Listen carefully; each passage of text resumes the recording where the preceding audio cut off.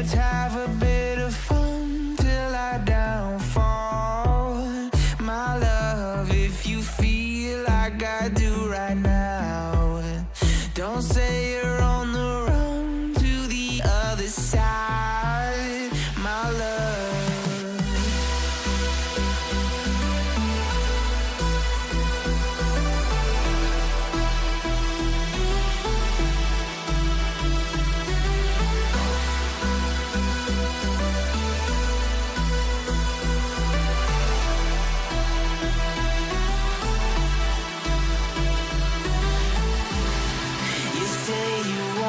Try, but you never do. Sugar, there's a reason why we lose. You say you wanna cry, but you never do. Sugar, there's a reason why we lose.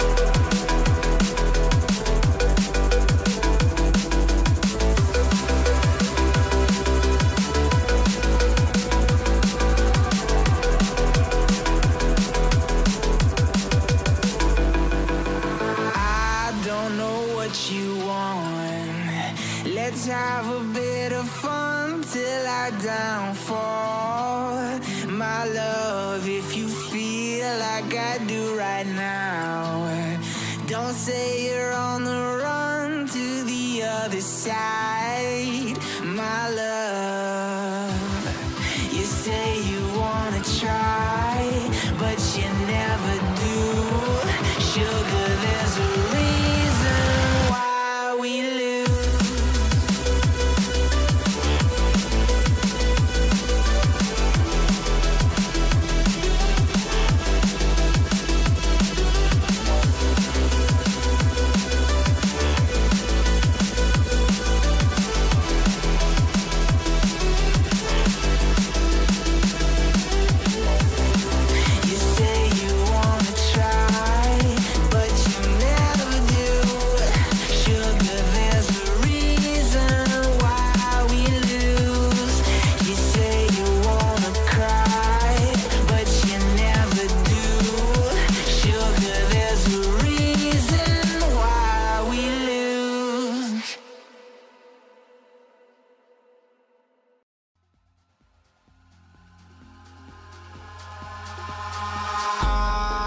In the sky, gazing far into the night, I raise my hand to the fire, but it's no use, 'cause you can't stop it from shining through. It's true, baby, let the light shine through. If you believe it's true, baby, won't you let the light shine through for you.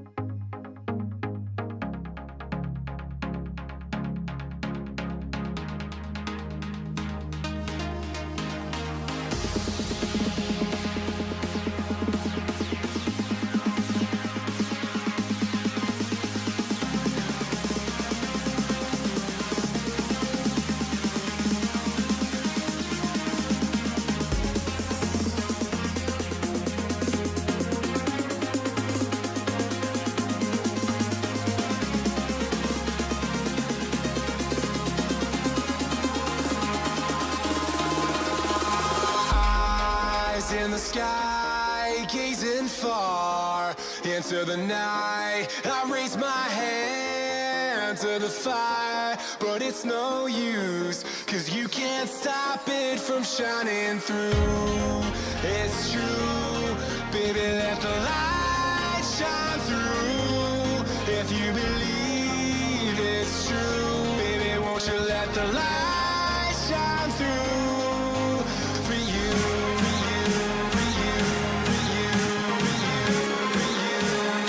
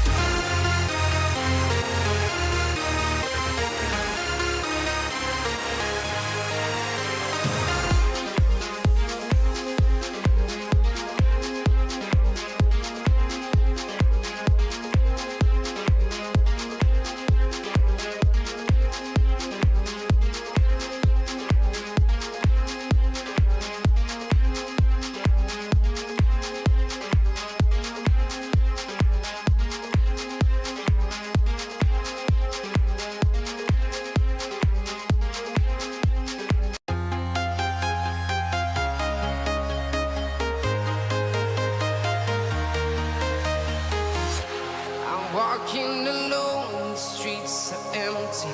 The only thing I can see is my own silhouette. I'm getting stronger, step by step. The clock is ticking, but there's no time for regrets.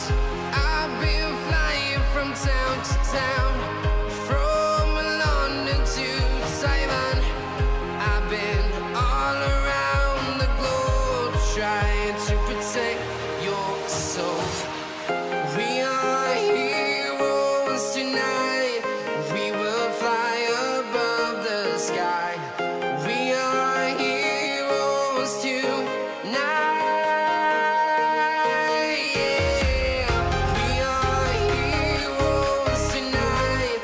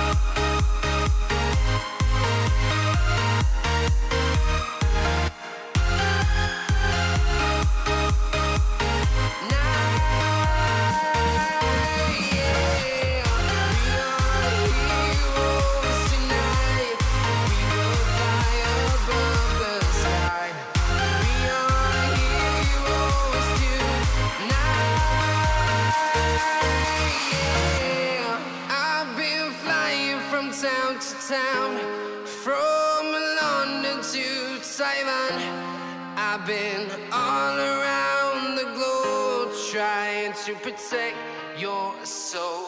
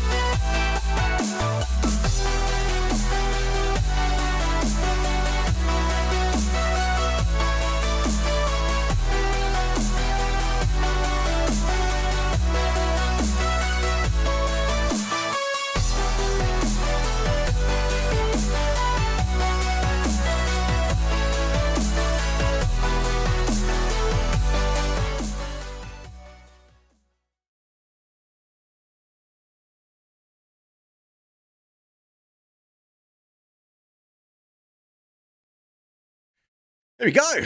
Welcome everyone. I'm Mark Power. I'm joined by the amazing Liam Chunks, aka Chunks, aka Chunks_UK, the one, the only. I've missed you, bro. How you been? Let's start. It's been a while, hasn't it?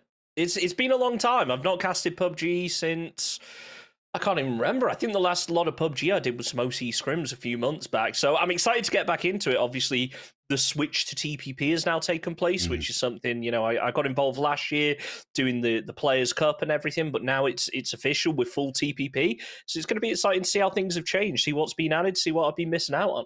Well, you are the master of TPP. There's been a few updates. Obviously, the guys and girls that have been working for this tournament will know, but for those that don't know, obviously, we're in the era of the LMGs, let's be honest and upfront here. So expect very hard to rotate, very hard to fly around, and teams to be denied access with the new LMG that's been added to the game. Obviously, the smokes and the additional with the smoke and the ability that we can displace smoke, especially with grenades and or cars driving through. So again, I'm interested to see how these guys and girls will hide. It's definitely first and foremost to mention that actually this is the first for me. I am casting and covering with Chunks a PUBG Indian league, and I'm excited to see this region pop off. Why? Because it has a big mobile PUBG coverage. This is obviously backed in with Squadone, and main sponsor obviously with E-Wave Gaming, obviously making this event happen. 35,000 rupees, basically first to fifth is getting paid. There is a total of 15 maps as we're seeing with the PGS. So we're literally, you finish PGS though in the day, take a little hour break, come back, and we've got some more action here because we are following the same rule set. We've got double wrangle with a mixture of Miramar, Tego, and Rondo sitting in the middle. I like the 15 game format, Chunks. Why? Because it gives people I suppose the cream rise to the top. If you can get those average consistencies there, get those points rolling out game after game, you will find yourself backing yourself some money. Exactly. It keeps things snappy as well. There's no sitting, you know, 3 maps in a row, 3 maps in a row. It's very much bang, bang, bang. Got to get this done. Got to get your opportunities in there when you can. If you have one bad map, well, that's kind of it. It's on to the next one. There's no kind of methodical, okay, we've got 2 more of this map, so let's make this adjustment. And, well, that works a little better, but maybe we can improve on this. It's very much you've got to go in with a game plan. You've got to do your research onto the other teams in the lobby, and then hopefully it can work out for you. Talk about the research, obviously, again, thank you to E-Wave. There is you can, exclamation mark leaderboard will take you to their website. You can just sign up. I use my Twitch, just sign in with Twitch, basically. And then you get full access. You'll be able to follow along with the leaderboards, but you'll also be able to see things like the loop spots, you'll be able to see the replays and all the intricacies that come into this event. So as Chunks alluded to, obviously these teams will be looking to try and avoid each other early game, but it's not always the case. And I've definitely found that recently with a wrangle. Wrangle is that old school classic. Yes, we're going to play it twice today and there's twice as much opportunities, but Chunks, there's twice as many points on the line for these teams if they want to go get it. So for a team here that wants to prove a point, actually starting off in game number 1 may set the precedence for game number 5 here when we close things out. Absolutely. I mean, when it comes to a wrangle, I've got to look over towards the school area, though. We've got 3 teams in a very small area. Now, don't get me wrong, Rozhok is a little bit split off. You've got that hill that gives you a little bit of cover from school, from apartments, but still there's a chance that Koya and Ocean are both going to head into each other, and that will be an interesting early game fight, especially in this shorter format, because if you aren't winning those fights, you're missing out on a huge number of points over the course of 15 games. And look, what you're alluding to basically is Ocean taking Koya's card, Koya's taking Ocean's cards, and there's that split in the middle that will divide school and flats. I'll be interested to see, because Ocean does have the opportunity to come to that south side, down to that southwest, pushing back towards Pachinki, because there will be some cars there, but that might leave the team exposed. And obviously on the flip side, if they go for a split here, Chunk, we might see advantage taken from school and flats. I'm not the biggest fan of flats. I do prefer school. I think it's easy to get looted and get fighting quickly. I find sometimes you get stuck in the trenches going through the flats trying to find the gear, so there might be a time delay, but again, definitely a fight that we should be keeping an eye on. Yeah, you got to go for those vehicles early, prioritize them, get them safe, get them away from your opponents. I know the reason you don't like apartments is because you have to observe it, and that's a nightmare. But that is fact. Yeah. You know, I think an interesting one is going to be if we do get any of those northern circles, you look at the drop spots, you've got quite a lot of teams landing down on that south coast, which granted, when you take the island into account, is fairly central. But if you look up to the north, there's not a single team landing north of Yaz, which means if we get one of those circles, you're going to get a lot of teams rotating in around each other. Again, those teams around Roz school apartments, they're going to be rotating right past of each other. So that's an opportunity for these squads to get those early game points, especially as you mentioned, that LMG meta. They are able to shred through vehicles. Yeah. So it might be a case where you have to hop in an EP, bank that you're going to get a vehicle on the other side. And this is what I'm really interested in. It's the first time obviously covering back with the LMG update, right? So I am really interested to see what impact it's going to have. We know the M249 can shred through vehicles. We know some vehicles have had a little bit of an extra buff, but I think the impact that that gun's going to have is going to destroy, tear apart, which means we now need to be careful on rotations, especially as you mentioned, Chunks. If we see a shift up towards that north, or we see a shift down to some areas, because with the zone update as well, we don't have hard shifts anymore. So we can see a zone 4 still hold on to water, phone 5, phone 6, potentially still sitting into water. So we've seen these crazy games. So cars are going to be key if they need to rotate in, if they get stuck, or a Hail Mary, so to speak, Chunks. You have to try and send it through the middle. If one of your team has one of these LMGs, I wouldn't be banking on you making it through. No, this is actually something that I've been asking for a long time from PUBG, so I'm really happy to see it destroy again. the vehicles? I was asking for this back in 2020, man. I want to see those hard shifts eliminated, and that's something we're going to see now. Force those teams into those smaller areas, scrapping for cover earlier on in the game. Sure, it might lead to a bit of a slower end game in some scenarios, but I do think it makes it exciting. I'm thinking back in the day when we had people in boats medding away trying to have a heel battle out in the ocean. I'm thinking back to NPL. Those were the good old days. But it's going to be interesting to see how this one goes. I don't expect that we're going to have any heel battles in the ocean, but never say never. It's PUBG. Anything can happen. We love a boat tape, mate. There's nothing wrong with a boat tape, but the LMGs will delete them. Those have no idea what we're going to. Have a look on at PUBG's esports. Go to the main website or the Battlegrounds and go to patch notes. This would be an interesting one, as I say, to bring to the table. Why? Because I'm intrigued. I'm very intrigued. And a wrangle. We've got 2 of them because I've seen how those rotate. As you mentioned, though, we do have a best of 15. There is prize pool, and this is day 1 of 3. I will throw my humble apologies out there. Unfortunately, I already have a booking for tomorrow because I am on the PUBG main channel. So Chunks will be covering it. So don't worry, he's still going to be covering it, but he'll be on his lonesome though for tomorrow. But we'll be back again as a duo on Sunday. So I am looking forward to it, Chunks. Other bits and pieces worth mentioning, obviously, with the updates, the destructible terrain. For those, again, who don't know, who may not have been watching PUBG esports recently, there is a big change to the dynamic. Open fields are not open anymore. Why? Because you've got the pickaxe, you see the destructible terrain. And actually, I really liked watching PGS in the week because we actually saw destructible terrain on the beach. It fills up with water. So I thought that was a nice ad, PUBG. Yeah, it's interesting. I mean, you say it's open. Is it fully open?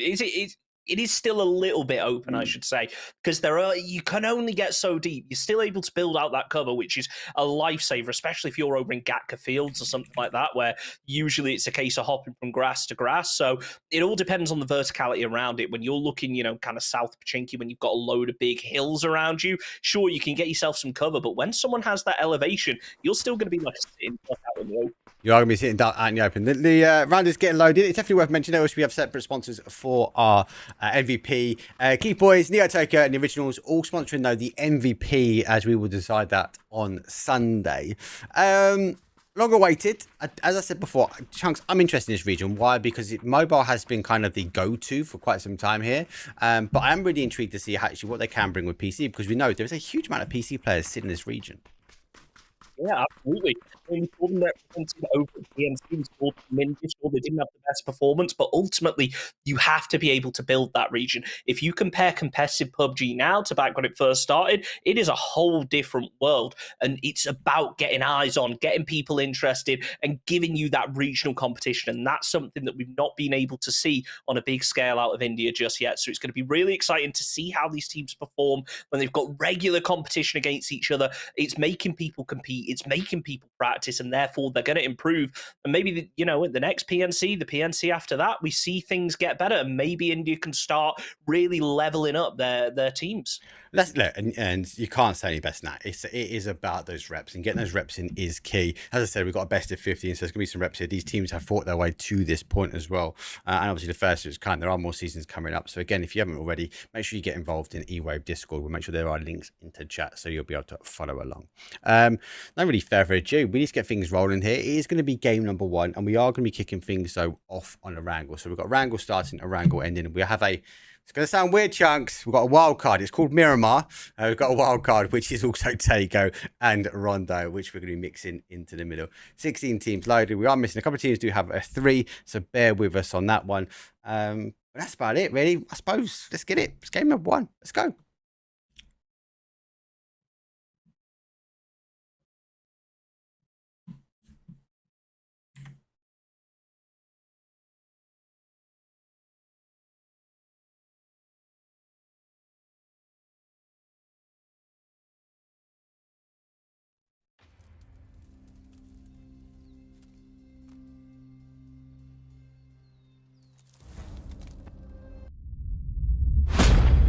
I've had a full mare. I've had a full mare. It's played the wrong bloody video sequence. It doesn't matter though, Mark. We're back in the game. I got a manual take over here, Chunks. And as I said, though, it is a match number 1. Flight path though coming from this one is going to be coming in from that north side. As it comes in from a northeast down towards a southwest. So not a bad flight path to kick things off. No, it should allow most teams to get where they need to go. Havoc might have some trouble. We might see them move away from their drop stock because it will be a little bit of a stretch, especially those southern teams. They're going to definitely be moving up to the north. So it's going to be interesting to see how things unfold. Obviously, as I mentioned, my eyes are being drawn over towards school, apartments, Rozhok, see how those teams are going to attack things. And it looks like maybe up at the north, we could see an early fight, but I think we're all right for the time being. Kemper able to get away from that one. Yeah, this is the look. We're looking obviously for that school flats and see where the divide is going to be. So I just sort out a few things on my side. We can have a quick look at the map. We can watch some people fly in the skies. But we are now waiting for the zone to pop. I will send the disclaimer out. PUBG recent updates doesn't mean the PUBG observing is always the best. And we might see some technical issues, but we will work our way through it, guys, as I would actually plan to make that lower. Oh, that is a nasty starting game, Chunks. We are going very much over across on towards that east side. And as I said before, there is a hell of a lot of water, though, that is in play. Yeah, you got to feel for the team all the way up to the northwest and as an alternative drop spot. And now they've got to head all the way out through the east. You can already see the western side of the zone, just purely based on where teams have landed, is going to be really congested. Do we see that northwestern team move all the way around the back of Stalba through to Kameshki, maybe hold the north of the circle? It's going to be a difficult one. It actually looks like we might have a fight kicking off already over between NNN and RZ just on the east of Gatka. Who says that? They are already kicking off. I'm waiting for the reinforcements. I see half of them, and there goes our first victory victim. 4 guys take the first, but the reinforcements, though, come straight in. It's going to be a full commit. Does actually go around, exposing some of the angles, try and get the opportunity, but no, they are going to give up. They are going to break away, and actually, for a solo here, he's got reinforcements. No vest, can't be taking a glancing shot at all. No, already a bit of an early chase going on as Enko tries to get over to the rest of the team down at the south chopstick. Should be all right, but no. 4 guys are just committing onto this now. Are they aware that the rest of the team are down here? Do they think it's a solo player trying to isolate it? They've already completely surrounded him. There's 2 of them together going for the spray, not able to connect just yet. There's 4 guys. Ninja takes down Enko early on. Yeah, it's a level of aggression, which is good to see. Again, we're over a 15-point series, so getting some of these points out early, getting some of these knocks early on is going to be critical for them. Now, that's going to be down RZ into 2, so they have to try and back up slightly, but they are split, so they've got to be careful down to the final player. Now, for Crazy, he has to make a decision. Does he go quiet or does he go loud? It looks like he's going loud and proud. The iron sights at that kind of range is not what you want when you're trying to take a player out of a vehicle, and now it's like a dinner bell ringing. 4 guys are circling around, just trying to get a good read on where Crazy's going to be, and I think they've got it now. 17 bullets in reserve. This could be a tricky one for him. He's going to need to hop in that vehicle, try to make an escape, but he's being absolutely lit up by Rupesh right now. Crazy getting away for the time being, but a couple of well-placed shots could be the end of Razukan. Again, he's got no vest. He's struggling with loot. He's now going to work his way past, looking at Gak as a potential opportunity. But again, they are in full pursuit. If this region's got this and it is good aggression, bring it on, baby, because I absolutely love it. Speaking of teams in this area, we've got another one up to the north. That's a name I haven't seen in a long time right there. Pankill is in the lobby. Now, anyone who isn't aware, this guy played a lot in the North American region for a long time. I think he was based in Canada, moved back home a couple of years ago. Let's see if he's able to assert himself in this region as he hops back in the vehicle, wide open right now. Killer able to take down Cole, and 4 guys down to 3. 4 guys will now be free. The level of aggression needs to be tapered slightly, let's be honest. But I like it. They're up to 3 kills. They're down for 2. They might have the opportunity now to go for one of the blue chips, get one of them back. I can't see them getting them both. But an early couple of deaths, early couple of fights is what we want to see. Rest of these teams, though, are moving their way in now. As we mentioned, it is up in that northeast corner. So that northwest down towards the southeast is crested very much in that circle down by Shelter / Milter. Lots of water in play. But remember, we're not going to see the zone shift away too early. It doesn't have to. It might do. It's up to the PUBG gods what they decide. Rotating through the forest here. Plenty of cover to work with. I do wonder whether Jadu's going to, take some shots just to make them know that that position is going to be taken. You're a solo player. Sometimes it's about just letting them know that you're there, keeping that distance. Shots kicking off now. Big damage coming out. Ike's left playing in the lobby. It feels like it today. And again, aggression is huge. Refusing to let him go. Goes out for 1, goes for 2, and 0 hour. Takes 0 hours from this map, and they will go out here. It's not even phase number 2, and they get caught stuck on the rotation. 0 hours, 0 points for that match, and a lot of points for the team that managed to take them out. But got to look over towards Yaz now. That's going to be the next port of call, as it looks like one of those players has been able to pick up the loot crate. But things so central early on, extremely congested when you consider it's only phase 1.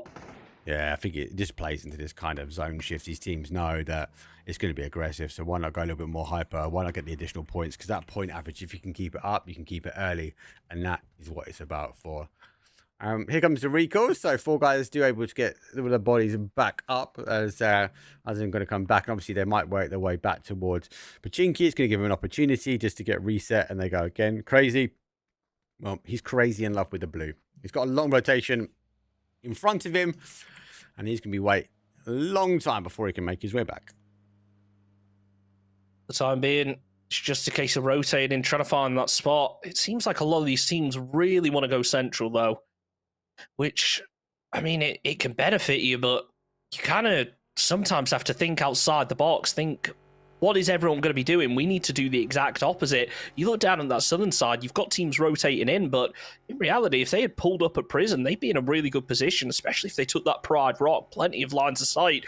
The northern side of the zone, as more and more teams start to arrive, you've got to imagine things are about to kick off. Yeah, and you've got to factor in, actually, that Pride Rock might be a really strong place to be taken here, especially obviously where it sort of comes back. If it bounces back towards the south side, then obviously you'll be looking for some high ground to give the elevation. Mansion obviously already taken, good play from them, obviously taking out central zone, not quite known, but we are seeing a massive split here. Instead of taking a big split, taking a lot of potential hard cover, and at the moment, Chunks, they haven't been contested. These teams have kind of threaded the needle through into the forest, and for the studs, well, it's a stud-like ending to that vehicle. I mean, they've got a dip that they can play, I guess, but they need to actually make it there before flipping the vehicle next time. Shots already coming out from those hanging guardians down to the south as WikiRex throws down a smoke, trying to get a little bit of cover. King has been able to take down retired Bolter, though. The stud just caught out in the open. They're going to be stuck relying on these smokes. They have got a teammate coming in another vehicle, maybe going to be able to give them a bit of a pickup, but no, he's just pulled up with the LMG. See if he's able to get some shots down range. It's going to put out double MG for this team as well. So that's going to be a huge farm of ammo. This will happen. I think the car bait is to get the car out of there and go, actually, we're not there anymore. So might take guys off. And part and parcel of that will be because of that zone shift. We do go down to that south side. We do go down, as you mentioned, towards that Pride Rock. And so far, no teams have entered in on the south side. But we saw how clustered that north area was going to be, and now with that phase 2 pop, it's going to get even worse. You've got to think some teams are going to stick to the coast, try and come in from the south when they hear just how many shots have popped off so early in the game. As Koya have already taken their position, should be pretty happy with it, but they're going to need to get ready to defend. Hope they got a lot of ammo ready. Koya actually sending Andy Koya out early, getting absolutely lit up on a bit of a scouting mission. Yeah, he's tried to go forward. He's taken too many shots. He's now come back. I think the call was to go and take the compound away, and they do. Send out, obviously, with a big split. They've now been exposed from it. Again, hold on to the compound. I know it's phase 2, Chunks, but a massive 2-1-1 that arguably holding individual compounds themselves, because heaven, you can find that 2 teams live there comfortably, but Senna, they're just claiming like they're real estate. I can't help but notice as well, 4 guys are still down in Pachinki, cooking out in the blue, and they've still got Crazy further off to the west, really taking their time with the rotate here. You got to think they're going to be punished sooner or later, as Infected tries to make a rotate, already lost a tire, but manages to keep control of the vehicle, should be able to get just over that ridge and get away to safety for the time being.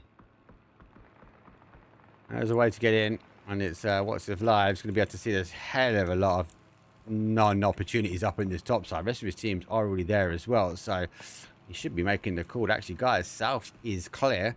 As I said, they have been caught up, so when you're taking the compound here, retired Bolty on the outside, and he's looking for a close-range bolt to the soul. Retired Bolter rocking the RPD. I think he's maybe got the info of the team over to his east, but he's trying to keep his head down for the time being. Havoc finally making it in, and Pankill's going to be the first to fall. Dante takes him down with the Mini 14. He's not able to crawl behind the vehicle in time. Unknown player also going to fall as Killer trying to make something happen with the frag grenade, throws it over towards Infected, but he's got a good read on this one. Backs away, gets the flush. That's an extra point in the bag for Orc Esports, with only 2 players left up. The rest of Havoc, though, come in for the pinch bets. Catches him with the spray, gets stuck on the vehicle, but somehow manages to make it out. Killer gets the call and makes the push in, and down goes Infected.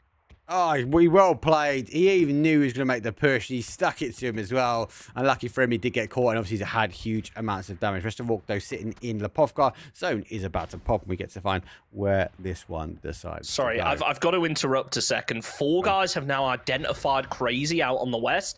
And rather than trying to rotate in, they're focusing on the kill. It looks like the res beacon's gone off. Yeah, he's got the recall. That's why.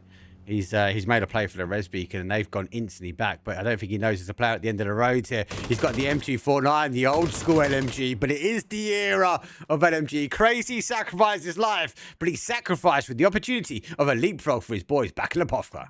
Yeah, over in Lipovka, though, you've already got 2 teams. You'd imagine most of the place is going to be looted already. Now it comes a question of, are these players actually going to be able to make it down, get some points out of this game, or was it a bit of a wasted victory? Maybe Crazy as a solo could have made more happen. Only time will tell, as everyone now starting to make a move, realizing the urgency, because on that north area of this zone, there is not much space to work with. It's a very open plane. We'll have to see if those pickaxes make any difference. Oh, we know they should. Initial shots will come through. He's going to click dry on that 5.56 though. The boys from MB will rotate round, but it's kind of that top side that's going to be the problem here. A lot of teams, especially Ocean, now looking to try and take the Ocean side. It's a full Mayday, and unfortunately, though, they get caught not just once, but twice. Is going to be the dream. Final player for them is UAV, but Astro will be looking for some astrophysics, as anything he can do is take the plunge. Yeah, and you got to think his days are numbered unless he's able to just get behind a rock. But look, he's not even inside of the zone right now. I think he might even consider just going down, drowning himself, denying the points. But it's so early on in the game. 1 point, is that going to make all the difference? Just try and sneak your way in, as Yui Red absolutely sending it in, getting lit up from the north. But they put themselves in a really good spot to try and gatekeep the team rotating in. The vehicles are wide open. Crew comes in with the nade, but lands one of his own. Cypher catches the damage. Suman goes down. And Yui Red, they're getting third party by Codex. Oh, 2 goes down. Great nade for them. LMG obviously has fallen down, so going to be careful now. Rotation to come back from the other side, though. Has the opportunity, just uses rocks nicely, as unfortunately for Speedo, he's getting caught in the back. There's 1, 2 done. You can hear the LMG raining. The car says, no, I need to dive myself into cover. And Speedo, well, he got up to about 5 miles per hour, but maybe an opportunity to get one of the boys back if he's quick. Look at this. We've got another team also now regrouping. The BZ nade comes in. It's a little bit too short to take down Speedo, but the third party finishes off his teammate. It's only Speedo left up. Don't forget about Astro, still just swimming his way in. Now, can Yui Red make anything out of this? Only 1 point so far this game. He sees a player opting not to peek just yet. Doesn't want to give it away. The Molotov lands perfectly, and Sreeram finishes off the job. Comms weren't clear there. He saw him and he was like, I'm going to throw a money at him, but he didn't call to his boy. And his boy's like, why are you throwing a money there? But lucky enough for him, he got a bit of a pass. Back towards the urban ending, which could be Lipovka. We're going to wait for the zone to go. Great grenade. Anyway, end things out. The Orcs are no more. They've been swept aside. Zone shift comes in, holds on to Lipovka a little bit, but we do have that west hill, that dangerous hill that's so exposed. And again, teams sitting on the outside edge. Kuzan goes down. Firoz looking for a player in that vehicle. What does he know? Spray's already finished off the job. Gyrotoxy. Oh, that vehicle is smoking. Might be able to make it to safety, though. It's found arguably the only vehicle inside, only building inside Lipovka right now that isn't taken over. But look at that. Ape's right there with the links, ready to take the shot, was not able to land it. Gyro might have just managed to survive for the time being as more teams rotate in. Got to get some love for the names, though, innit? I like that we got Hikatori, Axel left. Absolutely love it. Studs. And he's now down. Bolty's going to now try and hold as the Rixie is going to try and maybe get that red. Smoke does come out. Grenade will go forward. It might come off the backboard and bounce back. It does. That's a bit of splash damage, but not enough. And then I should be able to try and hold. Retire Bolt is going to be key for him now to try and stop the shot. Opens the door, close it, and lets the guys get in for the res. So for the Studs, they should be back to a 4 anytime soon. Let's see if Bolter can come out of retirement right now. Rocking the Bolt is epic, taking some damage out in the blue, just trying to set up a bit of a smoke wall, but shots are just being peppered through, catching him further and further. Epic still alive, far away from his teammate of King X. I'm not even sure where he is right now. Right now, it's just a case of trying to get those meds off, trying to survive. As soon as he makes that cross, you got to think they're going to start spamming through, and down goes Epic. There goes King X. He's in the trenches, so element of safety, element of in zone at the moment. But he's going to play this one now out as a solo. We are phase 4, so this is kind of normally where we see the fighting starting. But for this reason, the start of fighting starts to get towards the end. 12 teams, 35. Well, he waved his way out and made sure he had the clear on the shack. 4 guys, the 4 that started strong, the 4 that induced a huge amount of damage. Grenade will go through. Rupesto dodges the grenade on its way back. Now it's to try and step up one more time. M249, as I said, in hand, but it has to be careful. He has one more grenade he could use perfectly if he times it right. Wave waiting with that M249. Plenty of bullets left in the clip, but all it takes is one well-placed nade. It seems like everyone that landed went through the doorway, goes to the peak. It doesn't work out. Ake's left, going to be the final player left up. And shout out to whoever said Ake's up and Ake's down are both benched today. I love it. X left says, I want more. So he rolls straight up. One of the reses just about done. X left, though, takes over that position, trying to find the opportunity. But he has the grenade. He has the heavy utility. One goes in, one goes out. Molly does the damage, though, as he go for the C-swap as he tries to clear things out. And he gets a grenade. So an exchange happens. X left needs to try and get out of this one. But he jumps out of the safety of the vehicle into the fire. He will fall. And for 4 guys, it's phase 4. This is going to have a sting. I mean, the tank in blue damage, Rupesh able to get into the blue by the looks of things, but actually shots are coming through from Havoc up to the north, left with only 2 players up. And those 2 players are the only ones that are really inside the circle right now. You've got a couple of players just over on the east in Lipovka that are barely able to stay in. As Aterite looks up, lands the link shot, but it's not going to be enough to finish the job and ends up getting caught with a headshot. Down go Reflex Matrix. So hold on, we've lost left, we've lost right now, right? Let's see where we go. Retired Bolshy retires maybe towards the LMG. Again, a share of 7, so you need to be careful. 116 is going to chew through the RPD pretty quickly on the 762 fight. And again, what happened on typically the wrong side of the town, which I'm going for, though. But Ocean's up to now 7 kills. So they get a quick kill confirmed, though. As Liberty, well, has the opportunity to fry Liberty nade through the window, but it's not going to be the case. Oh, we got more to kill. You love to see it. Cyroc's not going to be happy to hear it coming down on top of him, though, as Kira pulls up, spins out the vehicle. Not sure exactly what happened there. Maybe missing some tyres. It's Rupesh, the final player of the 4 guys, trying to look down the hill. Not able to spot out Kira just yet. Never say never, though, as the headshot connects. One more bullet should do the job. It's the blue zone that finishes off the kill, though.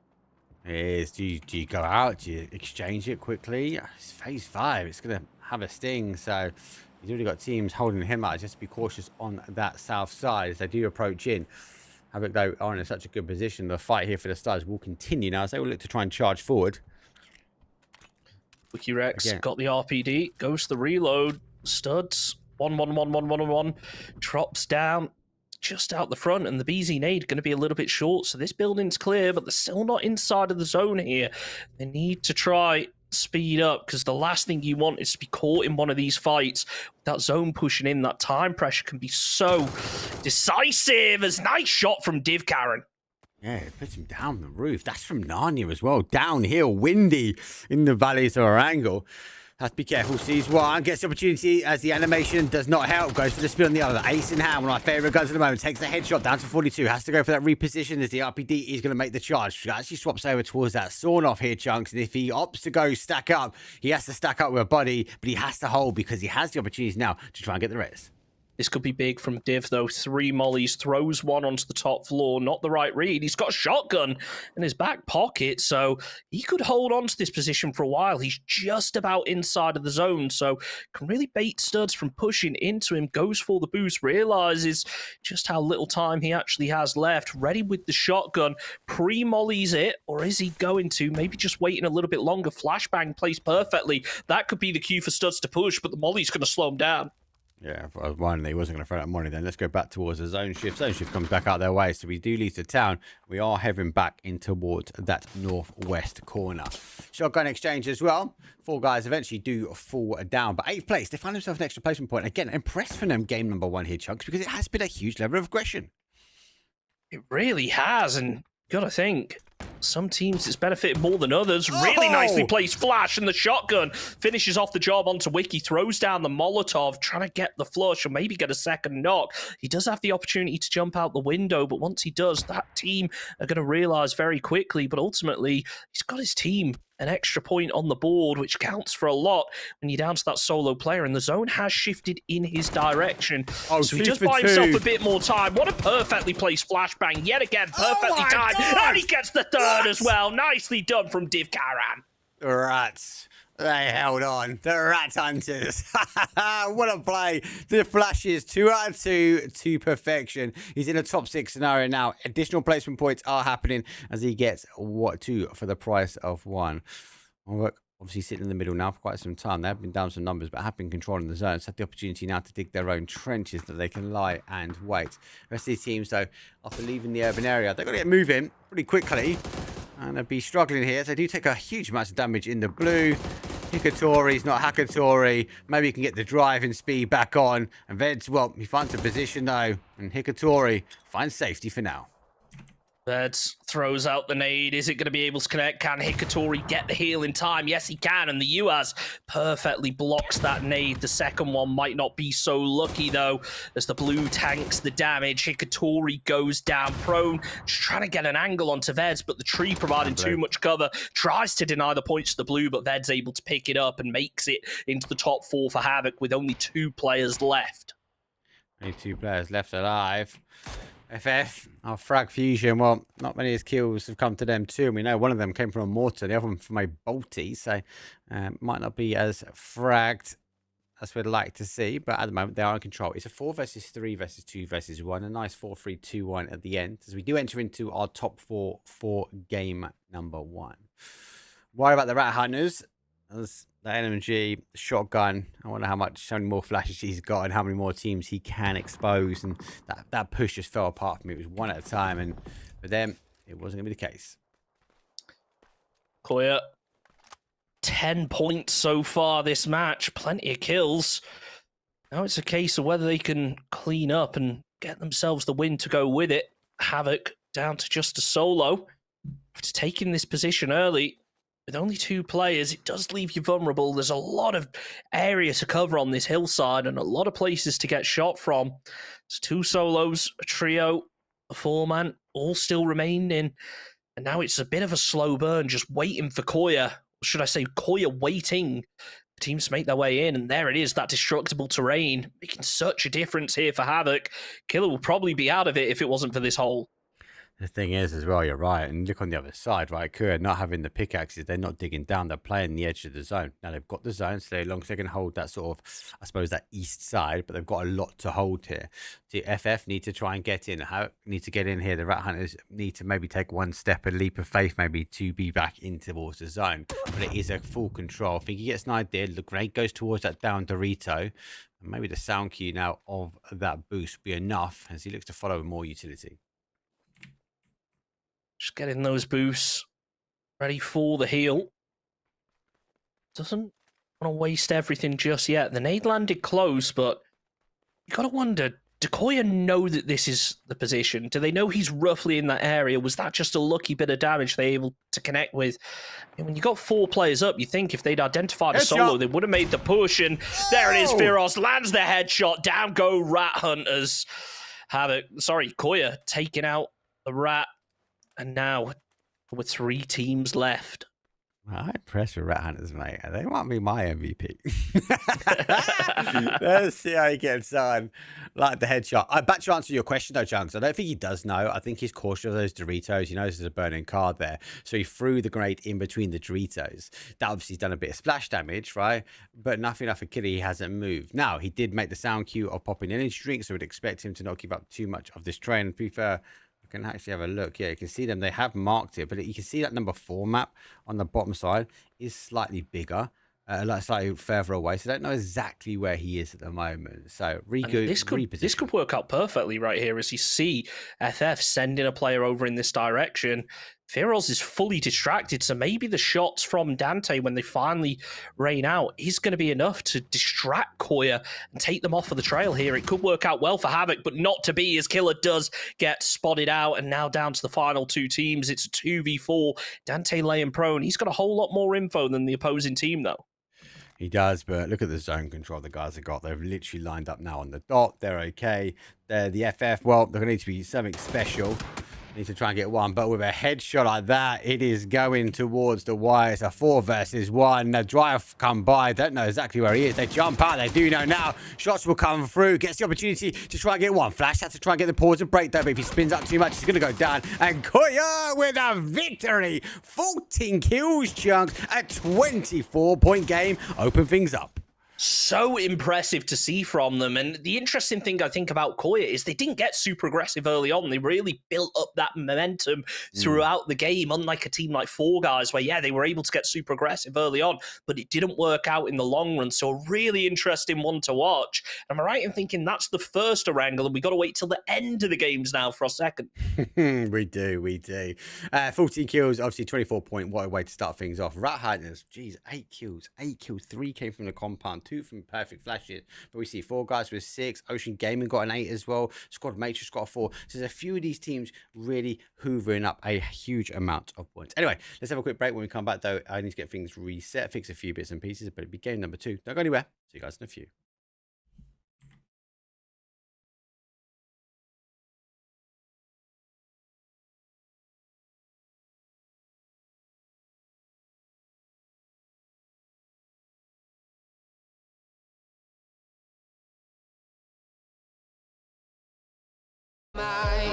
Ready to explore right up in the sky.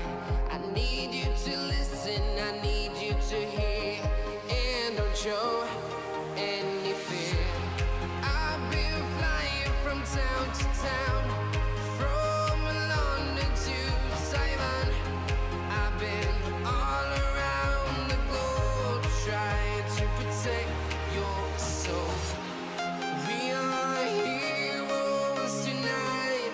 We will fly above the sky. We are heroes tonight. Yeah. We are heroes tonight. We will fly above the sky. We are heroes tonight.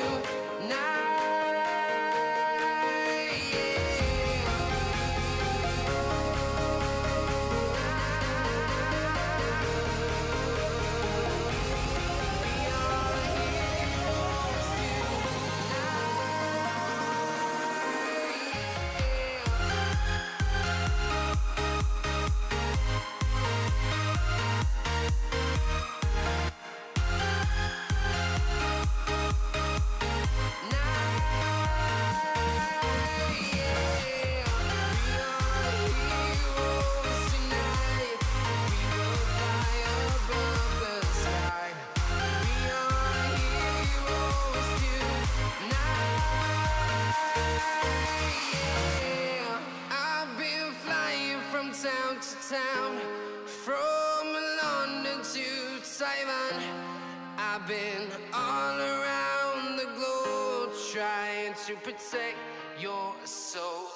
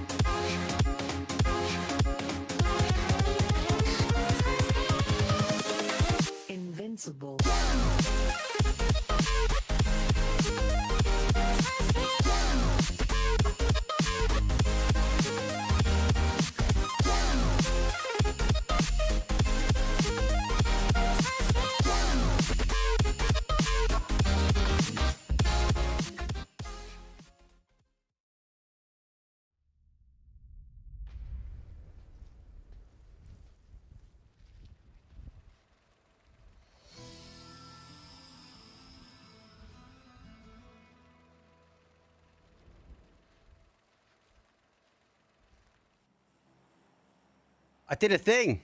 I did it right. You got it right this time. One game. I've got 14 left to go. Flight path for this one is southwest, up towards the southeast, maybe east. But it does favour the lower side of this map. So south we're looking. A zone shift towards north could be quite chaotic here, Chunks, but I'm all for it.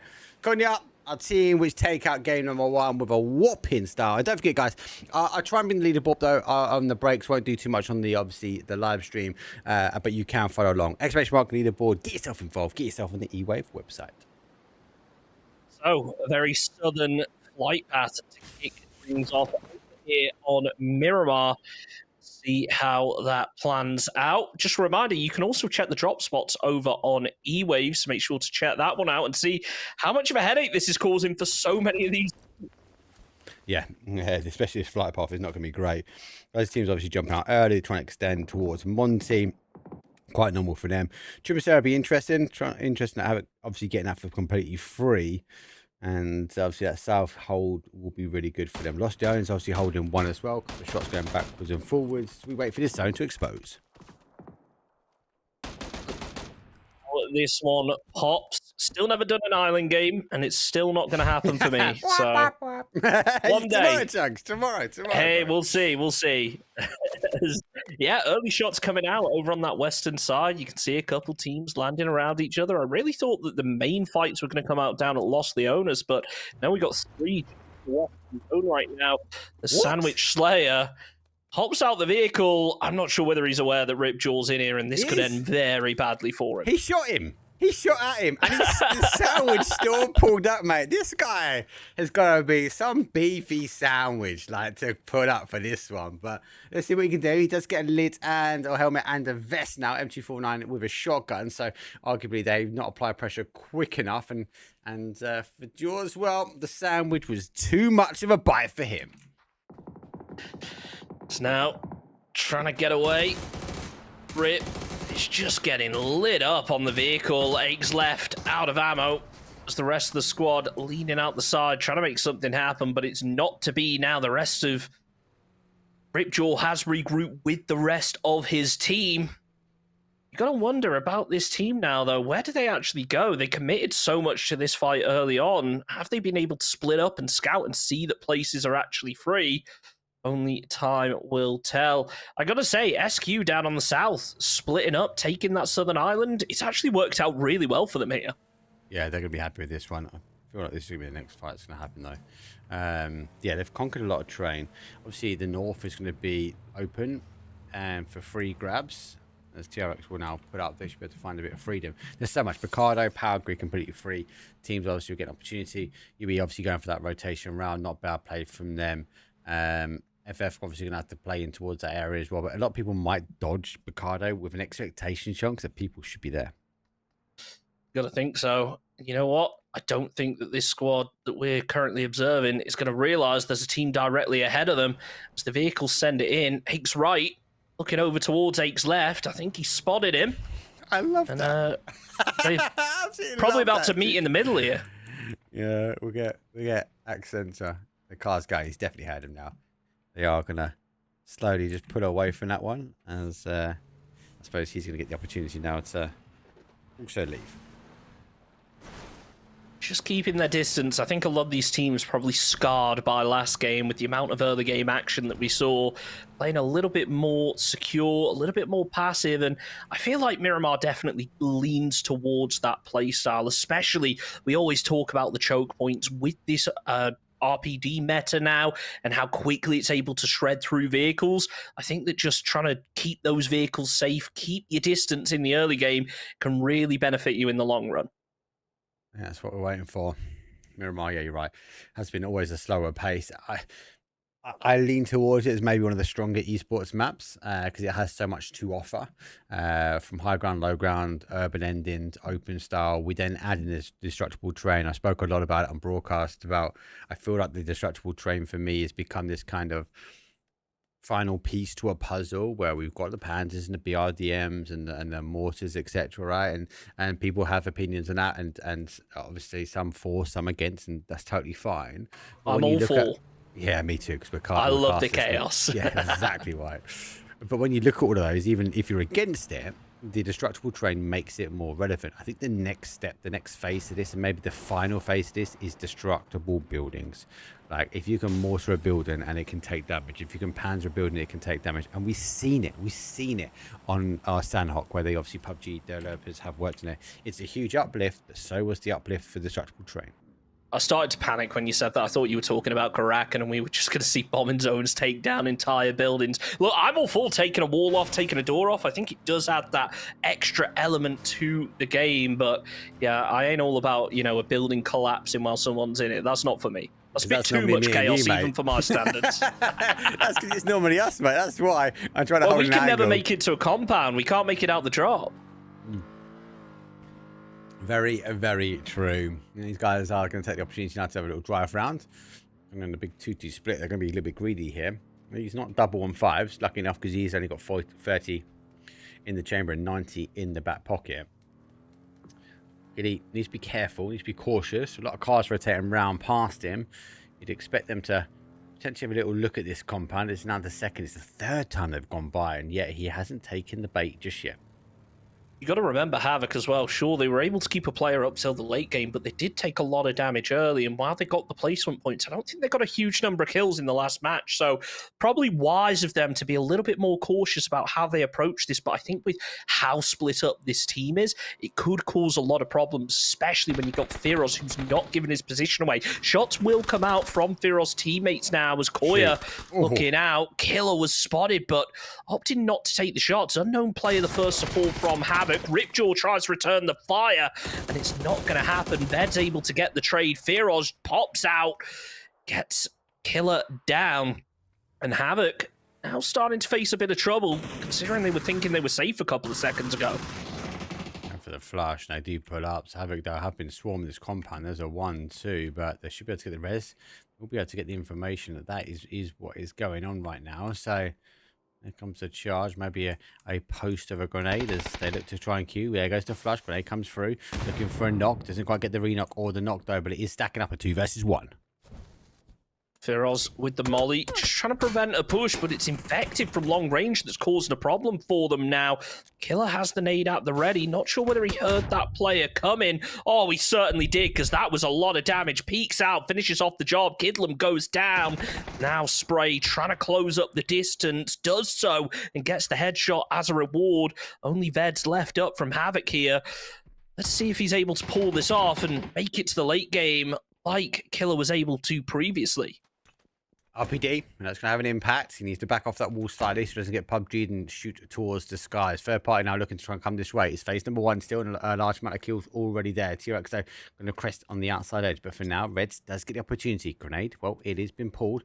Doesn't get let go, and he looks to try and close the gap. And for them, they will fall. Game number 1 winners. Cognac, still hold on. Havoc really struggling in these early games, and let's not forget those shots from the teams that were nearby are also starting to close in. It looks like they've been given a little bit of space as what is going on up there. A little bit of a team knock, taking down their own players. So TRX in a little bit of trouble, but hopefully should be able to get the revive as now the zone has shifted down to the southwest, and it looks like most teams going to consolidate down towards Chumasera. Yeah, I do like his endings. Again, my drop spot for Miramar. So Chumasera is obviously hyper-aggressive, can be, but also can hold on to so many bodies for so long. Maybe not for this region. We know you guys like a little bit of aggression. So with 4 guys driving around, trying to find the next target on the block, or should I say the first target for this game on the block for them. They'll find themselves a free compound just down the road. You say this region likes a bit of aggression. 4 guys were the team that was super aggressive in that last game. Sure, they took their time to get into the zone, but that's only because they were hunting someone down for the majority of it. This time, the exact opposite being true. Sounds like they maybe heard the vehicle up to their north, but decided not to give chase this time around. So it looks like Charasul able to scout out that compound, calls it out, and actually 4 guys, they are going to head straight in towards Orc after all. Oh, you're right through the middle. I think they're going Chumasera. Going to go try and go for the hold. There's 1, there's 2. The Valley of Death doesn't quite live up to his name just at the moment, but I speak too soon. Konya finds the first one on the rotation. Nicely done to get that knock, and ultimately going to be able to get the flush as Orc tried to steal it away. Now they're focusing over on Koya and nearly managed to take him out. One more bullet, and it does the trick. Infected gets the knock, but again, I think he's behind just enough cover. Should be safe. Oh, Kidlam able to pick apart Infected's cover and land the double headshot. He got caught with his hands in the cookie dough there, Chunks. He thought he could get the flush, but the second peak wasn't to be. Most of these teams have rotated in. Stud's just on the outside of this north. Obviously, UEG obviously looking for the path. And there's also higher ground, so you've got to be cautious how they get in. And we'll have a couple of choke points. Again, more teams still coming on this north side.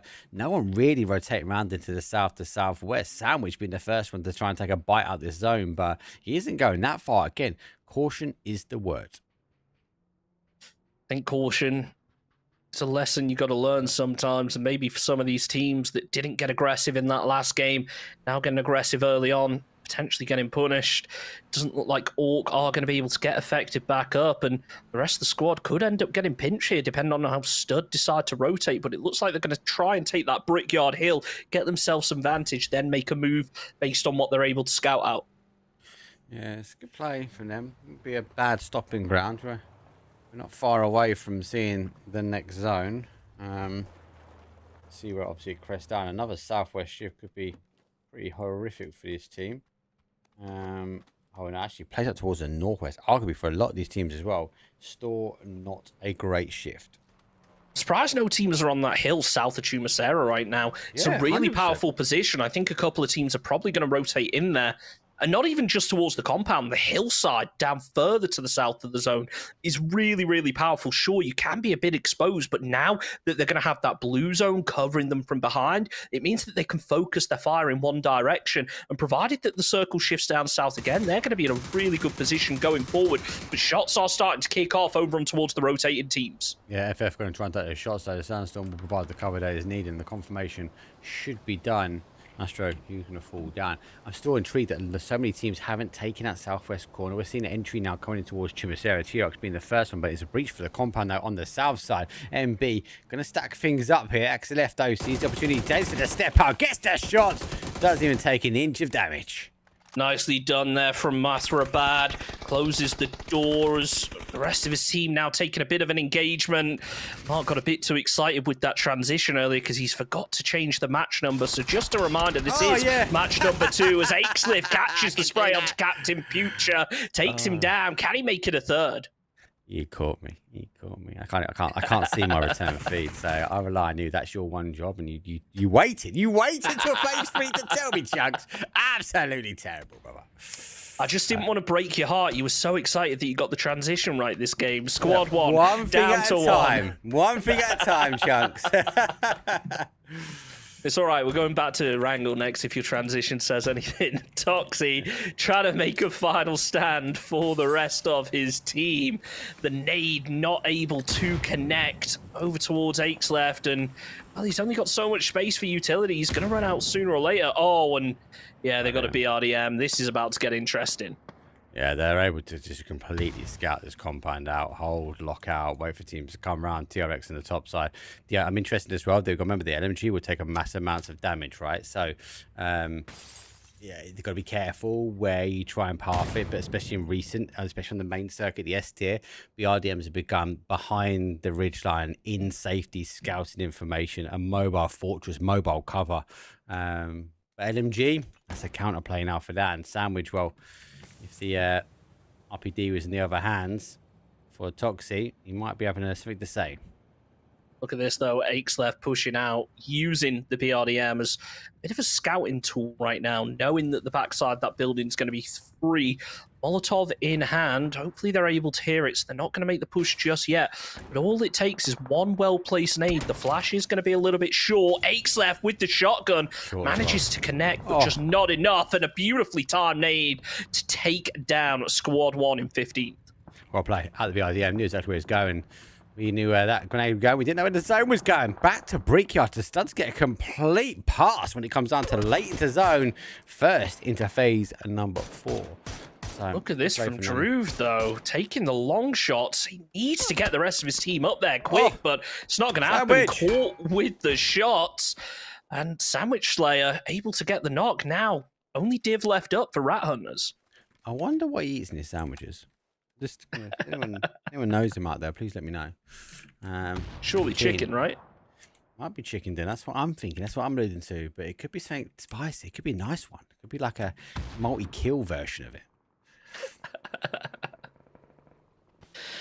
Now, though, let's see how TRX are able to cope with this one. They were down to just a single player only a minute ago, and now, well, the tides have really turned. They've managed to get the knock over on towards Codex from Rat Hunters. As Div gets taken out as well, that's Rat Hunters down in 14th position.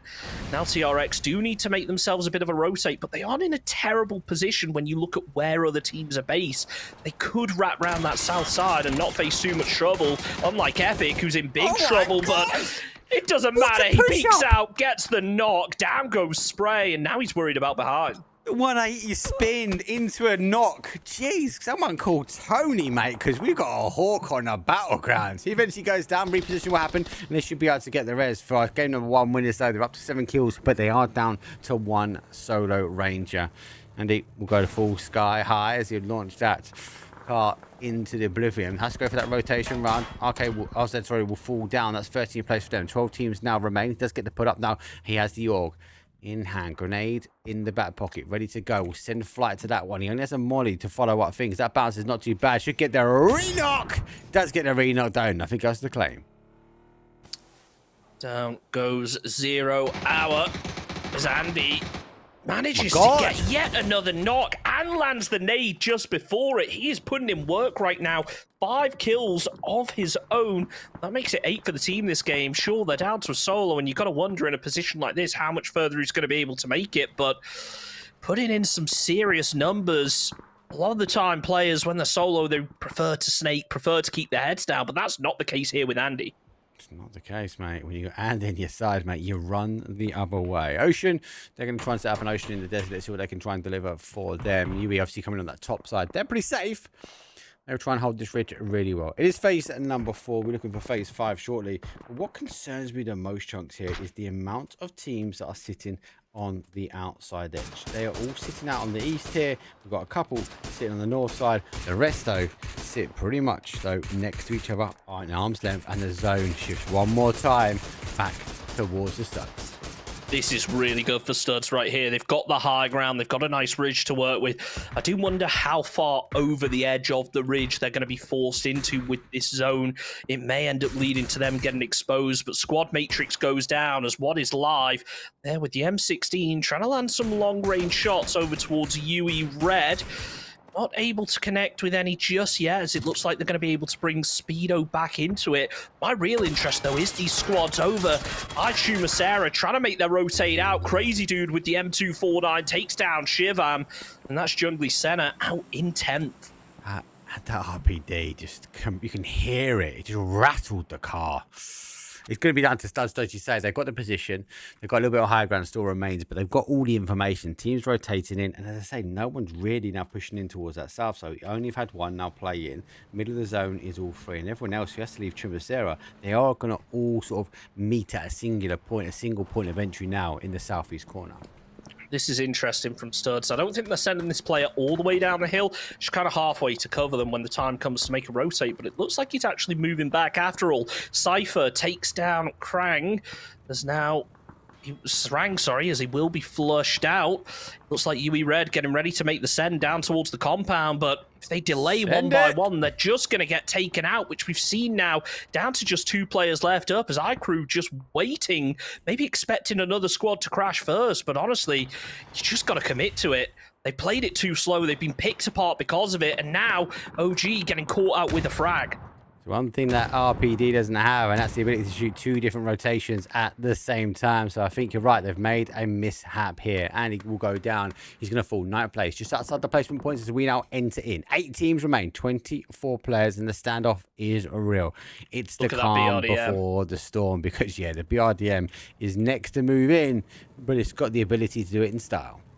I like this from them. They can see those two squads battling it out down the hill. They're adjusting around. Oh, and they've got a crate to go with it. This could be a very fortunate game here for MB, as the mortars will get launched up. Are they going to land? Seemingly not. Looks like there was a car or something parked over there. Maybe not. Are TRX trying to make themselves a dip here, or do they think there's a player in this direction? I'm not sure. Like, why would they need to come back this way? You'd make dips in towards the middle, right? I have no idea. Crazy dude going crazy with the MK12, though. Able to take out one of those players on the top of the hill. That BRDM starting to smoke. Yeah, they stopped. They actually was taking some shots back this way. As a result, they've lost one here. MB making a push, maybe making a stance and throwing their weight around. Nades will go out. They do go to try and challenge it head to head. Don't need to move just yet, though. Axe left will try and hold. Sandwich there. They're looking to try and make a sandwich this one. He'll post the envelope through. And there's the filler. There's 1-2. Steps out towards the other side. Axe left, though, steps into a world of problems. Sandwich needs to get out of here, but can he finish off Jerusalem? No, he can't. Gets taken out. 7th place for them. And a player will now be knocked. Can they get the revive? That zone is going to start creeping in on their back. Srerum sets himself up a flash, getting ready to peek over. He's got the RPD, but he's not got a lot of ammo, and he's not connecting with a lot of those shots down towards that split squad. They are in a 2-2 as the mortars start to get a little bit closer. Yeah, just outside edge. Okay, this one sounds pretty close though. Ooh. There's an instant headshot. Play peekaboo over the top. Please be careful. Yeah, they are getting closer and closer. Obviously, teams though are committing. UE did obviously commit down towards that south compound, so I do feel like they lost part of their team pretty cheap. Stud's now losing their zone as well. Everyone else has to find safety in zone. UE Red, by the way, they did manage to make it over into this compound, but let's hop on board with Frag Fusion right now, as Crazy Dude will be taken out. Villain just laying prone, using that TPP to get a bit of a read. He knows how many players are up there, but is he going to make that peak? Remember, that zone is closing in. It may look slow, but I'll tell you what, it's adding to the pressure quickly. They've sent out a vehicle, so now only 3 in position, but Villain just waiting to peak up. So careful. He hasn't got any meds. He's very cautious about what he's going to try and do here. Studs go towards the center. I think they go slightly early. 7-4K will just sit tight and lay low for the moment. The rest of the fight, though, will be happening on the outside edge. Obviously, Studs maybe not knowing that TRX was here, but they don't last for long. They do some damage, but for Studs, they've had the West all to themselves. Certainly have. As UE Red start to get a bit more aggressive, pinching orcs into 2 buildings, but the knock comes through. Only iCrew left up. BZ's close. The frag's even closer, but Crew manages to stay alive for just that little bit longer, gets the heal off, going for the revive, and you got to think Orcs, they should be pushing this one with only 1 player. They've got the advantage as OG managed to get themselves yet another knock, and the BRDM, it somehow still survived. Survive, reset, and away it goes. They'll be happy. Ocean will get a little bit of a pass as well. For FF, well, despite getting completely dispatched, this will keep them in cover. But look at the life on it. It's not great. But no one's really expelling ammunition towards it either. So he can sit, he can wait. He's come off the back of the front seat to avoid that Lynx causing him problems. And he knows he's got a team over the other side of the ridge. Stud's not wanting to peek it, though. It's interesting. I think they're more worried about exposing themselves to the teams across the field than they necessarily are the player below them. Just paying attention to the audio, just in case anyone tries to sneak up on them. iCrew sneaking up on the Orcs right now, trying to make something happen. Smokes up, will break that line of sight, but not towards Speedo. Speedo falls to Surav. There's now iCrew. He was about to peek out the side, but it looks like Surav has been caught up by an opposing team. iCrew's got the health advantage. He knows there's a player knocked, almost gets greedy and goes for the flush. He hears him close, but he's not able to make anything out of it. Surav with the RPD finishes off UE Red. Now we're down to our top 3. I think I've just crashed. I crashed. I can do this. I can do this. I can do this. No, I'm back. The problem is, just guys, a ping. You know, it's when I'm connecting to a server which is not my region based. Problem I've got is update season is never the best for PUBG when it comes down to the observing. The observing sometimes becomes an afterthought. Map stream storing, so worst case we can always swap over to the map stream if needed, and we can make it into first person. 3 teams now remain. The Studs, they've had a pass stove chunks. zone after zone, west shift after west shift, and west side becomes their name. 10 kills up, BRDM out. UE will step aside now, and for 4K, well, back in the trenches and back living in the smoke.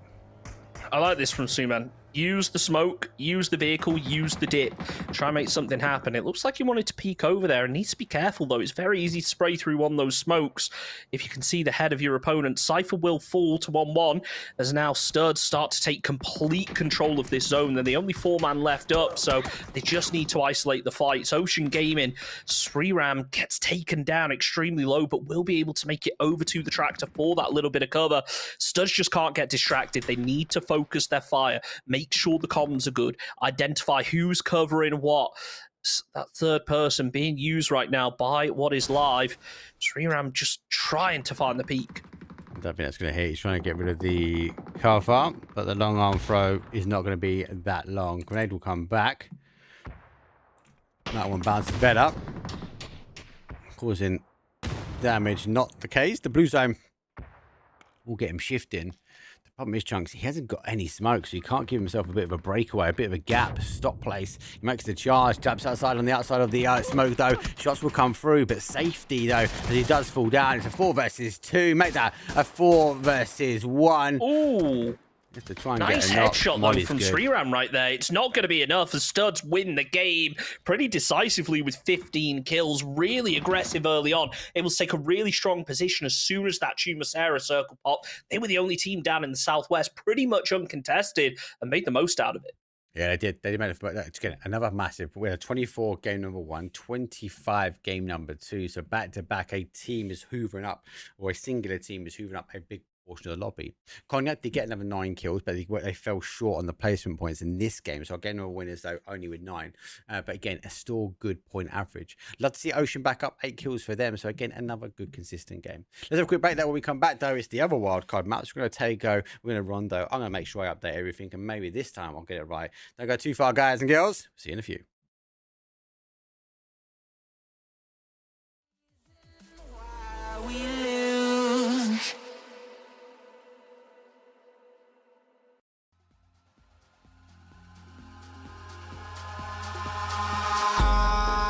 In the sky, gazing far into the night, I raise my hand to the fire, but it's no use, 'cause you can't stop it from shining through. It's true, baby, let the light shine through. If you believe it's true, baby, won't you let the light shine through for you.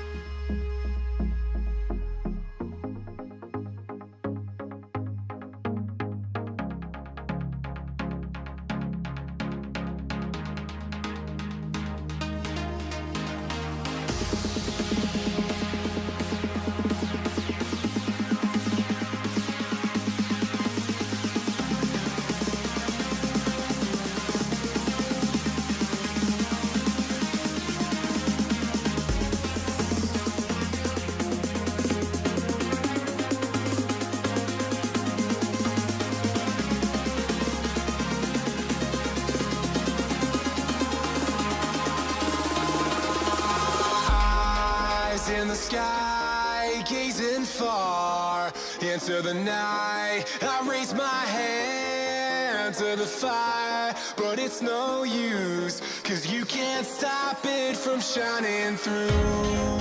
It's true, baby, let the light shine through. If you believe it's true, baby, won't you let the light shine through for you, for you, for you, for you, for you, for you, for you,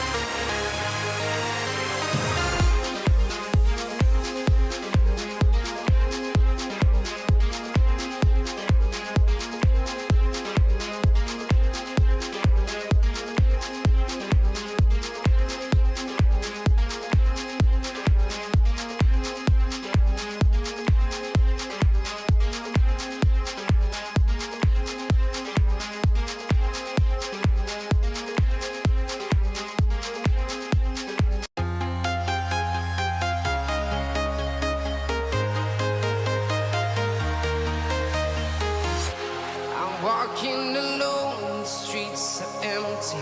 The only thing I can see is my own silhouette. I'm getting stronger, step by step. The clock is ticking, but there's no time for regrets. I've been flying from town to town, from London to Taiwan. I've been all around the globe trying to protect your soul. We are heroes tonight. We will fly above the sky. We are heroes tonight.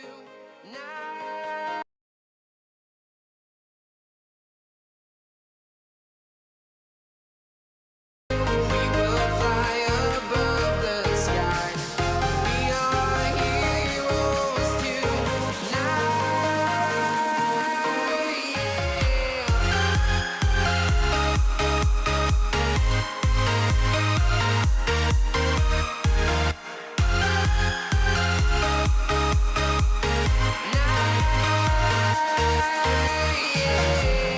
Feel like a dynamite, ready to explode right up in the sky. I need you to listen, I need you to hear, and don't show any fear. I've been flying from town to town, from London to Taiwan. I've been all around the globe trying to protect your soul. We are heroes tonight. We will fly above the sky. We are heroes tonight.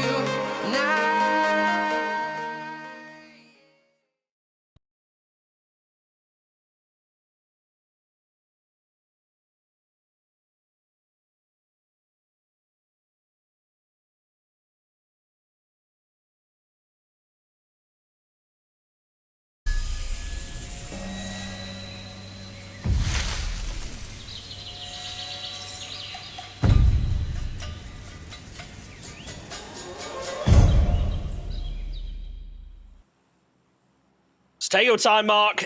It is our second to last game of the evening. Right now, it's Koya who are out in the lead by a pretty significant margin. Rat Hunter's not too far behind. We'll see how this one goes with a pretty standard Tego playing path. Everyone should be able to get their drop spots, which just remember, if you want to check out the drop spots, do exclamation point leaderboard, go over to eWave, check out the drop spots and the alternate drop spots, where you think those fights are going to be kicking off early. Yeah, it is. Yeah, that's nice actually. Big shout out to all the sponsors though, from the MVPs all the way through to obviously the organisers of the event. Playing has done. It just there's some big gaps in that playing path in the context that no one really going too early. Everyone really encroaching down towards the south here, chunks. I'm concerned with these sort of north playing paths so that we might end up in that island in that sort of northwest corner. If that's the case, well, we've got a hell of a lot of choke points when it comes down to rotation pathing. Yes, we got the shipyard update, but still, everyone, or I'm going to say majority of people favouring the south. Over towards airport, though, and just south of there, how many teams are all going up? Well, kind of two hot zones right now, down to the southeast and over on the west. And those western teams are going to be favoured by the zone pop. A lot of water in early on, so we might see kind of a phase 1/phase 2 circle to keep people off. We've already got a hot drop between Studs and another team. Considering how early this is, it could go very badly. Yeah, lucky enough, and they are in zone, so they had that advantage there. If they can clear it, they should be able to get set up. Zone does go quite late on the path, and we are in that sort of west side of the map. We're on the south side here. Studs, though, on that hot drop against Senna. They've got to be cautious, though, as Mixel finds an opportunity, but what is live finds the first knock. Doesn't get the first flush, though. I do wonder, for a team like Studs, we saw them take a really proactive position in the previous game. Is this hot drop going to cause problems? Because obviously with them already being inside the zone, neither team has to move. That could lead to this fight being a really slow burn between the two squads. But it looks like King is going to try and hop in the vehicle and get away. I'm not sure if the rest of his team are anywhere nearby. Could definitely give Studs the opportunity. Oh yeah, it looks like they are backing away. But look at this, Shivam is spotted out in the open. Has been able to spot him? Oh, it looks like he has. Maybe not. I don't know. Maybe they're going for this shot. So, Epic's not too far away, and arguably, if he was Epic, maybe taking some shots, just being loud, just to maybe telegraph. And he's reading it properly. Ix obviously can move quicker, but for Shivam, this is not a great start at all for Senna. Nice. Make a move, yep, hop in the car, try and get away. Surely this car will give away a little bit of info, and look at this. That's the bad. Now I'm going to... Oh, that might be enough. Snap him with the UMP, takes down one. Ake's left down extremely low. Doesn't look like he's got a vest or helmet either. No, that was a good exchange, and arguably they got the knock at the right time. That will have a big impact here. Epic, though, not taking the advantage yet. Reinforcement car is coming in. Rest of these teams, though, looking to consolidate. We do have a bit of movers and shakers. Hikatori's coming in from that north side. They're going to come over and actually already have one of the players. As we can see, one of them. He's come over to the other side. So, again, he's already got a foothold now on the south side. That's going to leave the door open for the rest of the team for Squad Matrix. Kira looking over that hill. Trying to get maybe a cheap kill out of this one, but it all counts at the end of the day. Right now, it's just a case of waiting, being a little bit more patient. The vehicle is going to give some audio cues at this kind of distance. Maybe realising, hey, they're not going to peep me here, decides to back away. The rest of the squad landed just up to the north of the zone, so it looks like they're going to try and take this coast. This could work out really well, especially if that phase 2 shifts up to the northeast and it has a chance of going either side. They could look at setting themselves up a bridge camp. Okay, for the squad, well, they go airborne. That's going to be maybe one of the better ways to try and get into this. They are in the polar opposite up in the shipyard, so they're coming from northeast down towards a southwest. So they just need to make sure they find those vehicles on the adjacent side. Oh, that was nearly good camera work for me, but wasn't good enough. Same as UERA, they're going to be doing exactly the same. So interesting to see. Zone for me, especially with this, when we see a lot of telling signs where it goes back towards the water, so don't give up on that north side just yet. But also Hosam Prison, that kind of bay where we see 4 guys. So many times the water plays back there. Now, obviously zone update, zone speeds updated as well. So maybe not the case, but especially with these earlier zones. And for this region, level of aggression might need to try and take safety for at least a hard cover for now. I think 4 guys are going to be an interesting one to watch here because they were really slow rotating in that first game. They were a little bit quicker in the second, but they just seemed a bit indecisive. The position they currently have, sure, it's only hills, like you're still vulnerable from mortars and stuff like that. You don't have that hard cover that a lot of teams tend to favor. But ultimately, if they can just play that coastline, they know no one's going to be coming in from behind them, set up a bit of a firing range, and just keep teams away for the time being. I feel like Fall Guys, with their aggression, could really benefit if they're able to make it to the late game, but that's something they just haven't been able to do so far. As fights are kicking off up to the north now, it looks like Killer has been able to take down King early on. Yes, and safety will be pulled up in towards the compound, so our team's obviously playing towards that top. So first kill does go on, and for Senna trying to disengage from this one doesn't quite work out. While we wait for this though to unfold, we'll have a quick talk about the leaderboard, and as Chunk said, exclamation mark leaderboard into chat gives you the link towards eWave, one of the main sponsors for this event for season 2, but it also gives you great insights to like things like drop spots, etc. And obviously leading the charge though, major amounts of kills for them. We're waiting for that second game to be loaded in. Rat Hunt had a good first game, Havoc had a good game, but Oceans were back-to-back arguably for me for big games. So that level of consistency, they're putting 10 points an average on at the moment. Definitely impressive start for all those teams up at the top end of the leaderboard. As now, Fall Guys taking that early aggression, able to pick up and knock out of it. Got to try and confirm the flush before the rest of Orc are able to close in. It looks like that player was a little bit isolated, so they should be all right for the time being, but they've really taken a long rotate here, considering they were down on the very far southwest of the zone. They've started moving a little bit proactively again. Orc have been caught so many times, like separated. It feels like all the games so far have been the case.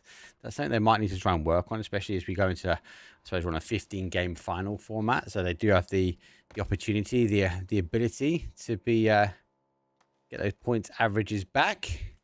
I want to quickly take a look. I saw UE Red. They're the team that previously took that EP, and it looks like they're going to be hot dropping right down onto another squad by that res beacon right now. It could work out well, but they could get punished. As Cicada goes down, they are going to be able to find themselves a trade to Ubweve. Sandwich Slayer follows up, takes down Bullet. The nade could be so detrimental here to Money, but it looks like he's returning with one of his own. Has been able to get the flush. Remember, the res beacon is right inside this compound, so whoever comes out on top should be able to get all 4 players back up. Good nade. It does damage, not enough. We're obviously losing bodies, and they can't get to the F1, so if they have to be active, they've got to be active pretty quickly. MB does get one of the reses back on. Sandwich Slayer looking to try and find, again, the final piece to his puzzle. And for UE, it was a hot drop, but it was a compound needed, a compound leaving their grasp. Speedo spotted out that player jumping, so he's got a read on it now. Knows there's going to be 2 inside this building, or is there? Spawave moves a little bit closer, and now Speedo really gearing into survival mode. He's got 3 frags to work with. But is that going to be enough right here? Takes left covering from above. All it takes is for him to spot out a leg, and Speedo's probably done for. A lot of people don't really think about it, do they? They sort of sit in these positions, but they go a long ways to a window, tuck in those tippy toes, stop the pedicure from happening. Speedo, you got to go for the peak here. Try and get that kill while he's wide open, but he hesitates a little bit too long and gives that player the opportunity to make the move. It's going to be Sandwich Slayer to finish off the job. And UE Red down in the red, 16th place for them. Zone shifts. It does come back again towards that sort of west side, but does come back down, I'd say, arguably more towards the Ho Sam prison area. So not as an aggressive shift towards the water as we have seen historically. But again, we see bottlenecks now from these teams. They rotate in. There's a few areas, especially around the coast and the south, where we're seeing Orc thread the needle, already losing bodies. So they've got to be cautious. The Rat Hunters, though, going to find themselves with some nosy neighbours. Elwin just about gets by. I feel like the panic kind of saved Alwyn right there, as that player who was looking right at him was thinking, I'm about to get hit here. Took a moment and wasn't able to get the shots up. But I'll tell you what, RH, they are giving chase quickly. They are not going to let Alwyn get away, especially when he's solo. Don't forget, there's another team that appear to be chasing behind this. Maybe they're going to get distracted and go for 4 guys instead, as now Orc have been able to group up. Are RH going to be able to get anything out of it? Seemingly not. As one gets caught with a headshot, they opt to retreat. Yeah, I think you just saw that car, that little bounce to the car. was like, oh, they're top of that bus, so they now get sent back the other side. But as you mentioned, multiple teams not just chasing but also setting up. FF was the team on the chase, though. 4 guys have been here. They repositioned now down towards in that car when it goes sideways. The grenade will bounce, but it was a bit of a throwaway. It wasn't well timed to execute it, and now just a trench living. RH looking like they're going to be able to get away from this one. The shots just aren't connecting how they need to. Granted, the vehicle's taken a decent amount of damage, but 4 guys still 4 strong. 2 kills on the board, and Rupesh just going to be able to hear ban for life. Closing in. Might be able to get himself a kill out of this. Heads from Havoc finally making their way into zone as well. Yeah, I was worried they're going to go full 7 through the middle. They haven't. They've actually pulled up. And for Rat Hunters, if they're looking for an angle, might be looking to try and cross the road. But what he doesn't know, he's about to cross the road in front of another team. I think he's hit the car. So, he's turned around. The jump will give him the information now. M249 encroaching down. Shot goes through, but the damage is done. He's got to be careful. But at least he's done enough to force Herrick over towards the other side of the road. Spray's coming out from Spray. Manages to land the hip fire, but Ved's going to be able to find the trade. Killer down. Should be back up soon enough, but it looks like Ved focus on the heal himself. Needs to be careful because RH have heard this. They're now moving into this direction. All it takes is for them to come over the hill. Unknown players still just covering, making sure they can't get pinched from behind as I'm Ghostly Boy. Also just covering up to the north, really just waiting, allowing themselves to regroup, but they're going to have to commit onto one of these fights. If they don't, they're just going to end up getting pinched, and Havoc able to take down one of the tires. As Kidlam returns the fire, gets the headshot. Havoc will be able to take down Spraylag. RH still not got involved in this one. No, good hold, though. Really good hold from them. When they're having to reposition, though. There goes Mr. Boyd down. They're looking for their confirmation as well. Grenade. Get confirmation. No, it doesn't. Causes a bit of dip. That grenade is not too bad, actually. Gets caught. And oh my god, it's an unknown player from the Narnia from distance actually gets the knock. Nicely done. Let's take one down. But they need to get one back up because that zone is starting to make a move. It's phase 3 and they're on the far side. So this is going to move pretty quickly. It's going to do a little bit more than tickle him right now. Unknown player does manage to finish off Ripjaw as RH decide to back out of this one. But where are they actually going to go from this point? Koya currently are leaders. Only 1 point out of this game so far. Let's see if Firoz is able to make something happen. Havoc close in. Take the rock. The nade's going to come close, though, and if it's well placed, that could be the end of things. But no, Firoz uses the flashbangs, uses the nade cover as an opportunity to move, but it's not enough as Unknown player finishes off the job. It is. Valentins obviously went for a full send. They find themselves in the red zone, so if they find safety in a dip, well, I say that, but XGG finds himself alone. Rest of the team, though, does continue toward that sort of north rotation. So, miss on the comms. All got caught, stuck in the trenches here. Ocean, big games for them so far. Let's see what they can do now. I said, look, just like grenades forward. It's going to give it a little bit more, but they need to find the perfect hole. And that's one. Does damage, though. And it's a full charge now. Ocean looking to sweep aside and say waste towards Godex. Flash is good from Suman, but it bounces a little bit wrong. Godex able to peek up, get a couple of shots off, but ultimately his health was just too low. 1 bullet from Suman finishes off the job. Cypher decides to run over Wikipedia 4 and able to get the point out of that one. That's the second now for OG this game. Let's look over at that northwest, though, because things are going to start closing in soon enough with all of these teams playing for a single hillside. Yeah, the hill's not great. The hill's not great. Same in the north as well. That fight in the north is going to erupt shortly. We're about 10 seconds away before we see this next zone shift. But for now, Matrix, though, he took the wrong pill this time round. Doesn't quite get the knocks. He does get bend over. Studstow, game number 2 winners, and let's get aggressive here. There comes the first one, but actually comes in from a little bit of distance. TRX now looking to try and get involved to work their way around, but obviously the shots coming from the other side is going to cause some major issues.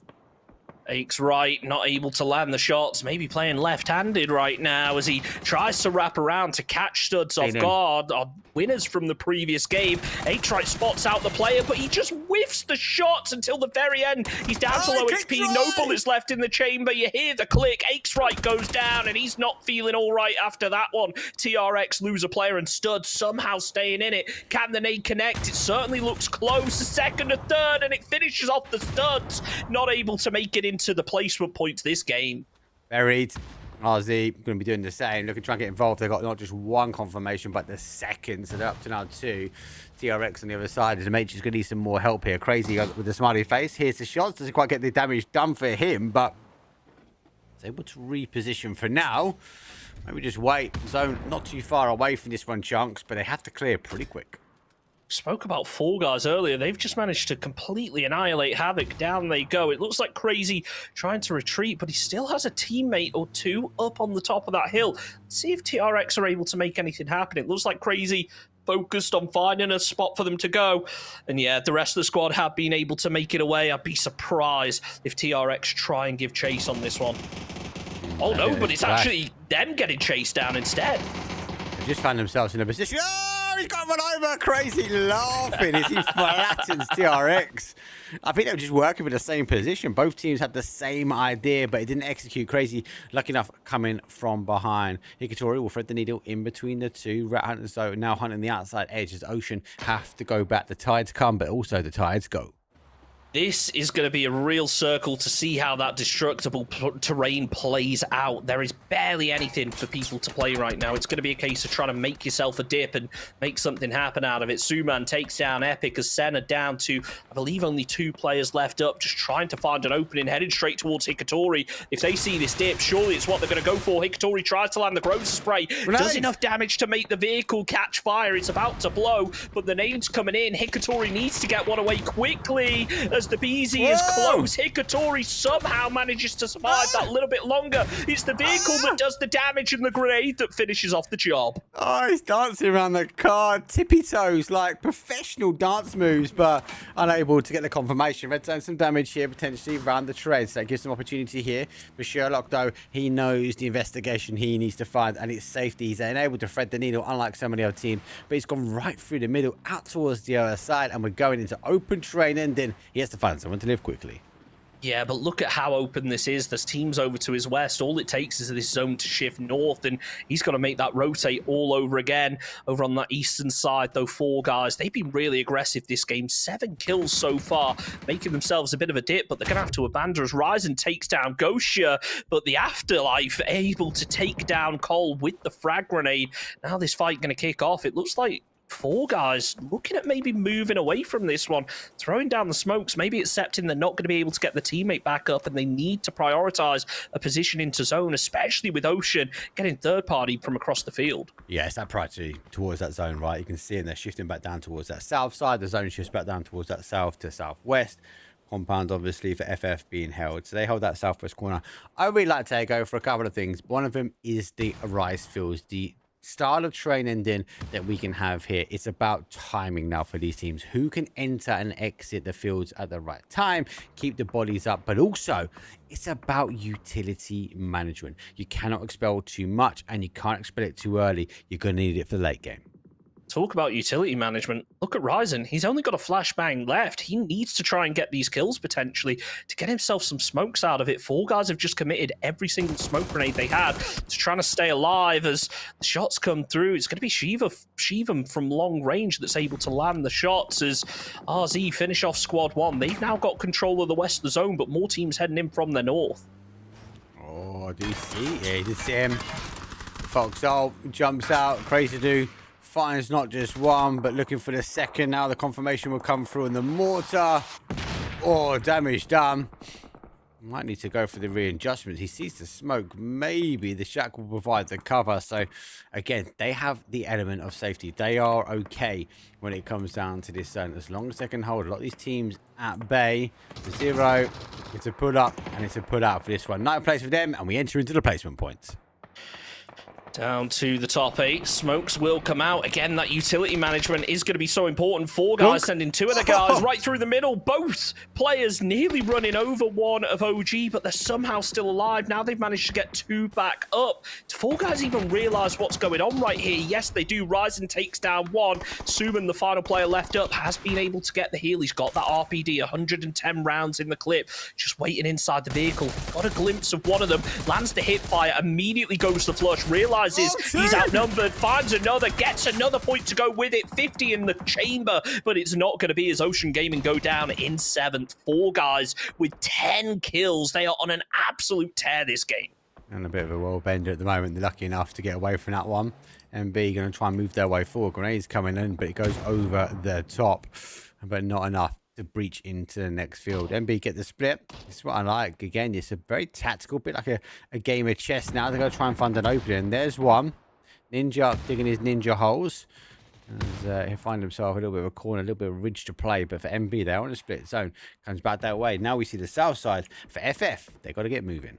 Oh, look at this, though. Sandwich, he's trying to get a flank, but he's getting caught out by RZ over on the west. They've got the mortars ready. They're dialing them in. Let's see a bit of trigonometry right now.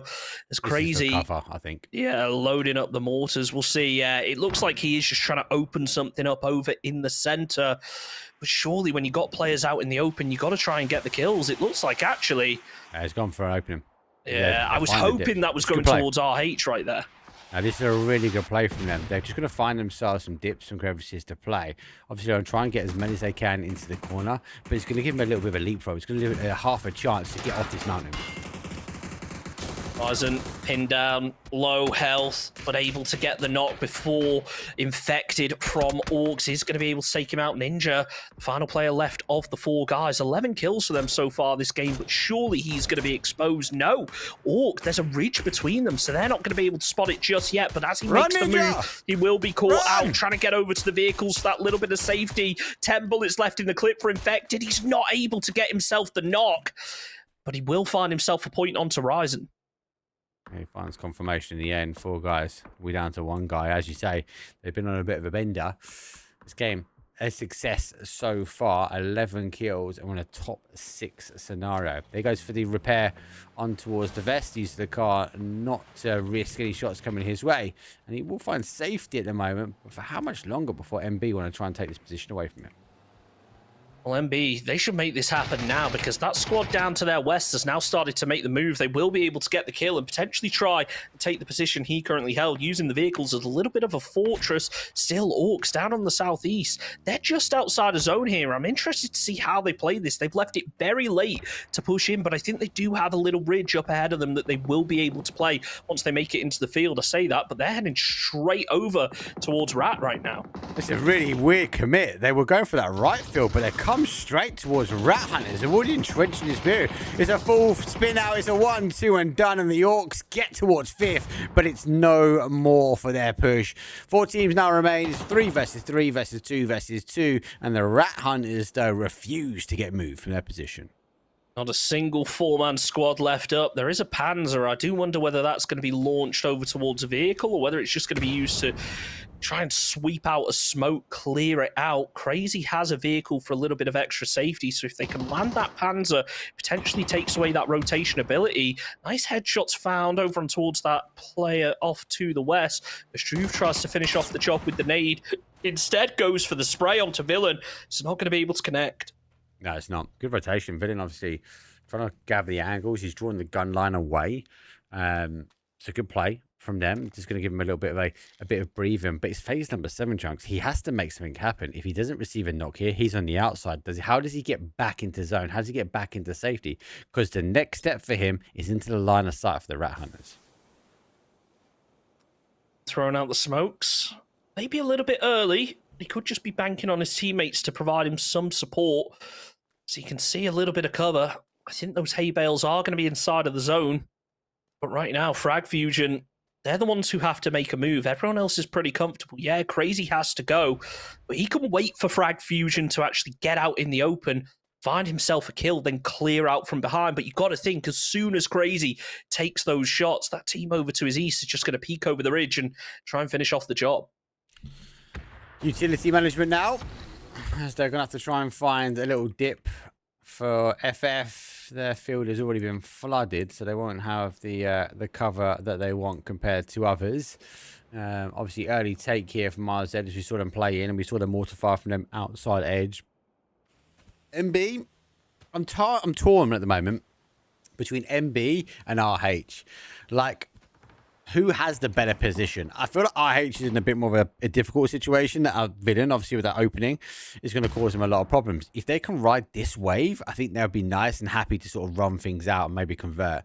At the moment, look at the overall map. MB, great position. They've held this angle and they've completely conquered the zone. I think it really depends on Crazy XD and how and when he decides to make that move.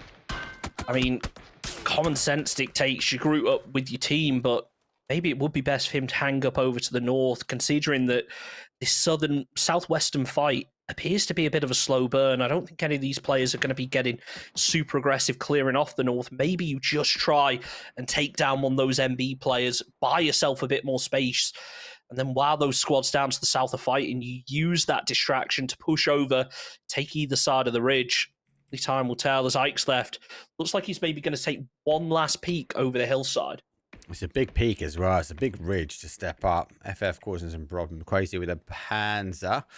There's have to wait and see. The Panzer goes through. Doesn't quite get the connection, but this could provide more cover towards the hands of RH. Next left will move his way forward. Zone comes towards that south side. Now things open up. FF desperate here. They get the first knock. Now they have to gallop. They have to charge their way forward. Flash will breach over the top. Hits the car. Comes back. And of course, mission. There's one. There's two. And for RH, well, down to the final player. And it's all coming their way.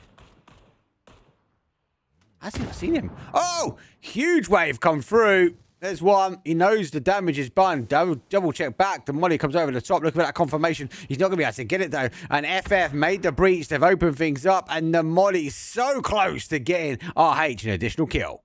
So close indeed, but it's not going to be enough. And Jarosal now able to res his teammate with relative safety. RH down to just one left.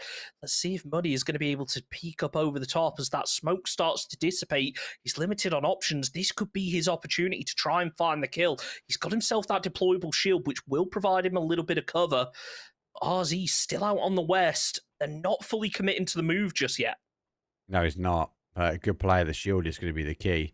He's just dug himself in a little bit. That's just to get, obviously, bring that head down slightly, especially where this road battle is going to be. It is phase number 8, so we are going to go to the dot. We are going to go roughly where that car is on right-hand side on the road. So he will have to move, but he won't be the first. RZ is going to be the first team that's going to have to get moving. Axe left on the holdout on the adjacent side. Smoke is going to be disciplined. Again, it's about utility management. It's about holding what you can. And for glitch, well, there's one last glitch goes forward. Access will find glitch 1. Crazy needs to step up one more time. He's going for the res. He's getting fully charged down. He steps up and puts Axelef down to the ground. Crazy, going absolutely crazy, cancels the res. Surely he's not going to stick to this one. No, he won't. Decides to make the move instead, just playing the edge of that crater, trying to get some shots down range. He's got the M249, putting in some serious work to try and keep in this one, but he needs to pop the heal, needs to get that reload, because he could potentially find himself in a 1v4 situation any second. Yeah.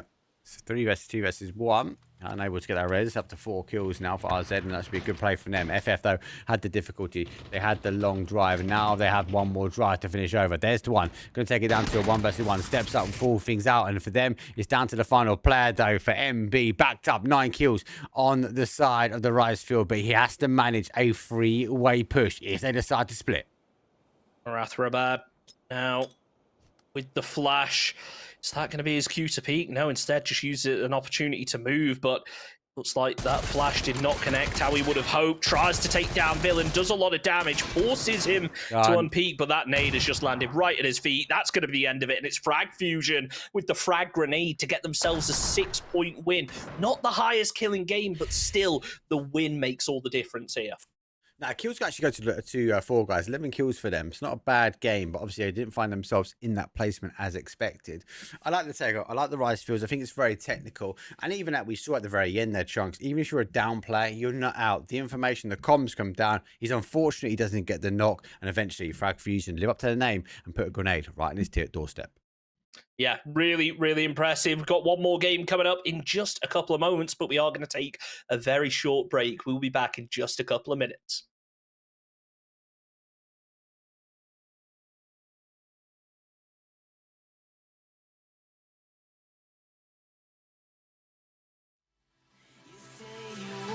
Try, but you never do. Sugar, there's a reason why we lose. You say you wanna cry, but you never do. Sugar, there's a reason.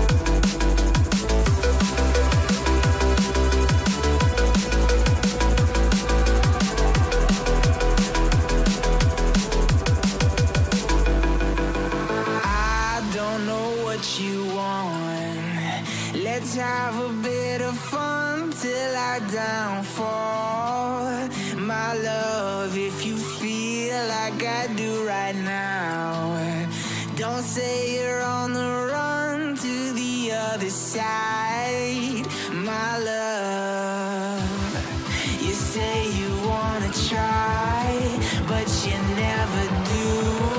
Sugar, there's a reason why we lose.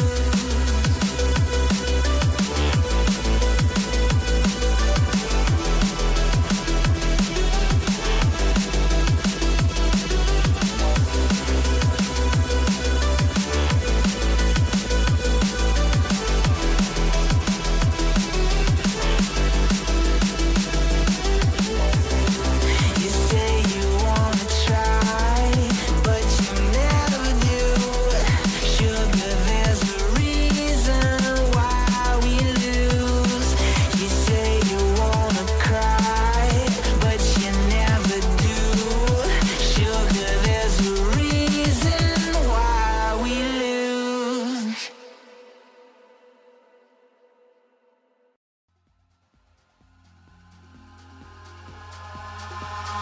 Eyes in the sky, gazing far into the night. I raise my hand to the fire, but it's no use, 'cause you can't stop it from shining through.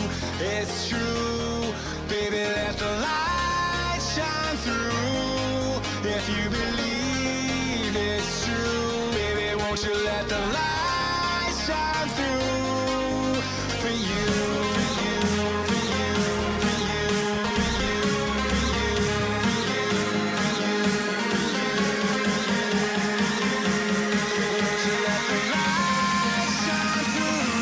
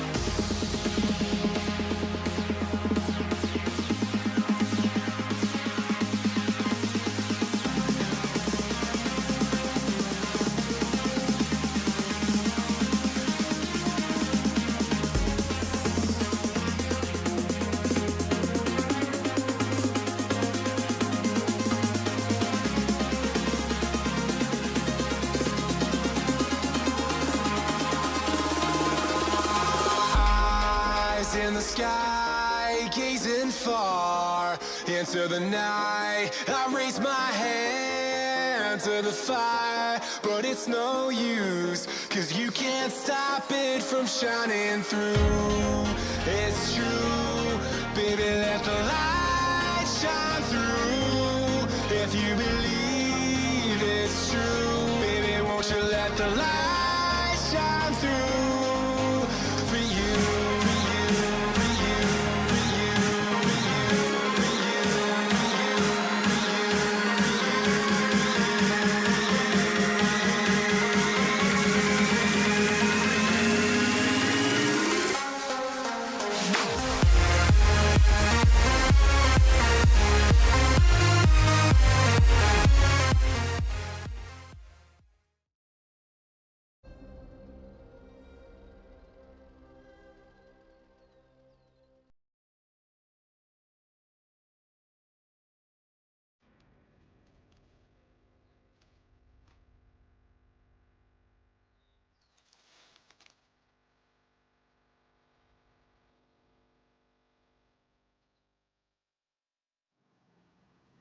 Here we go.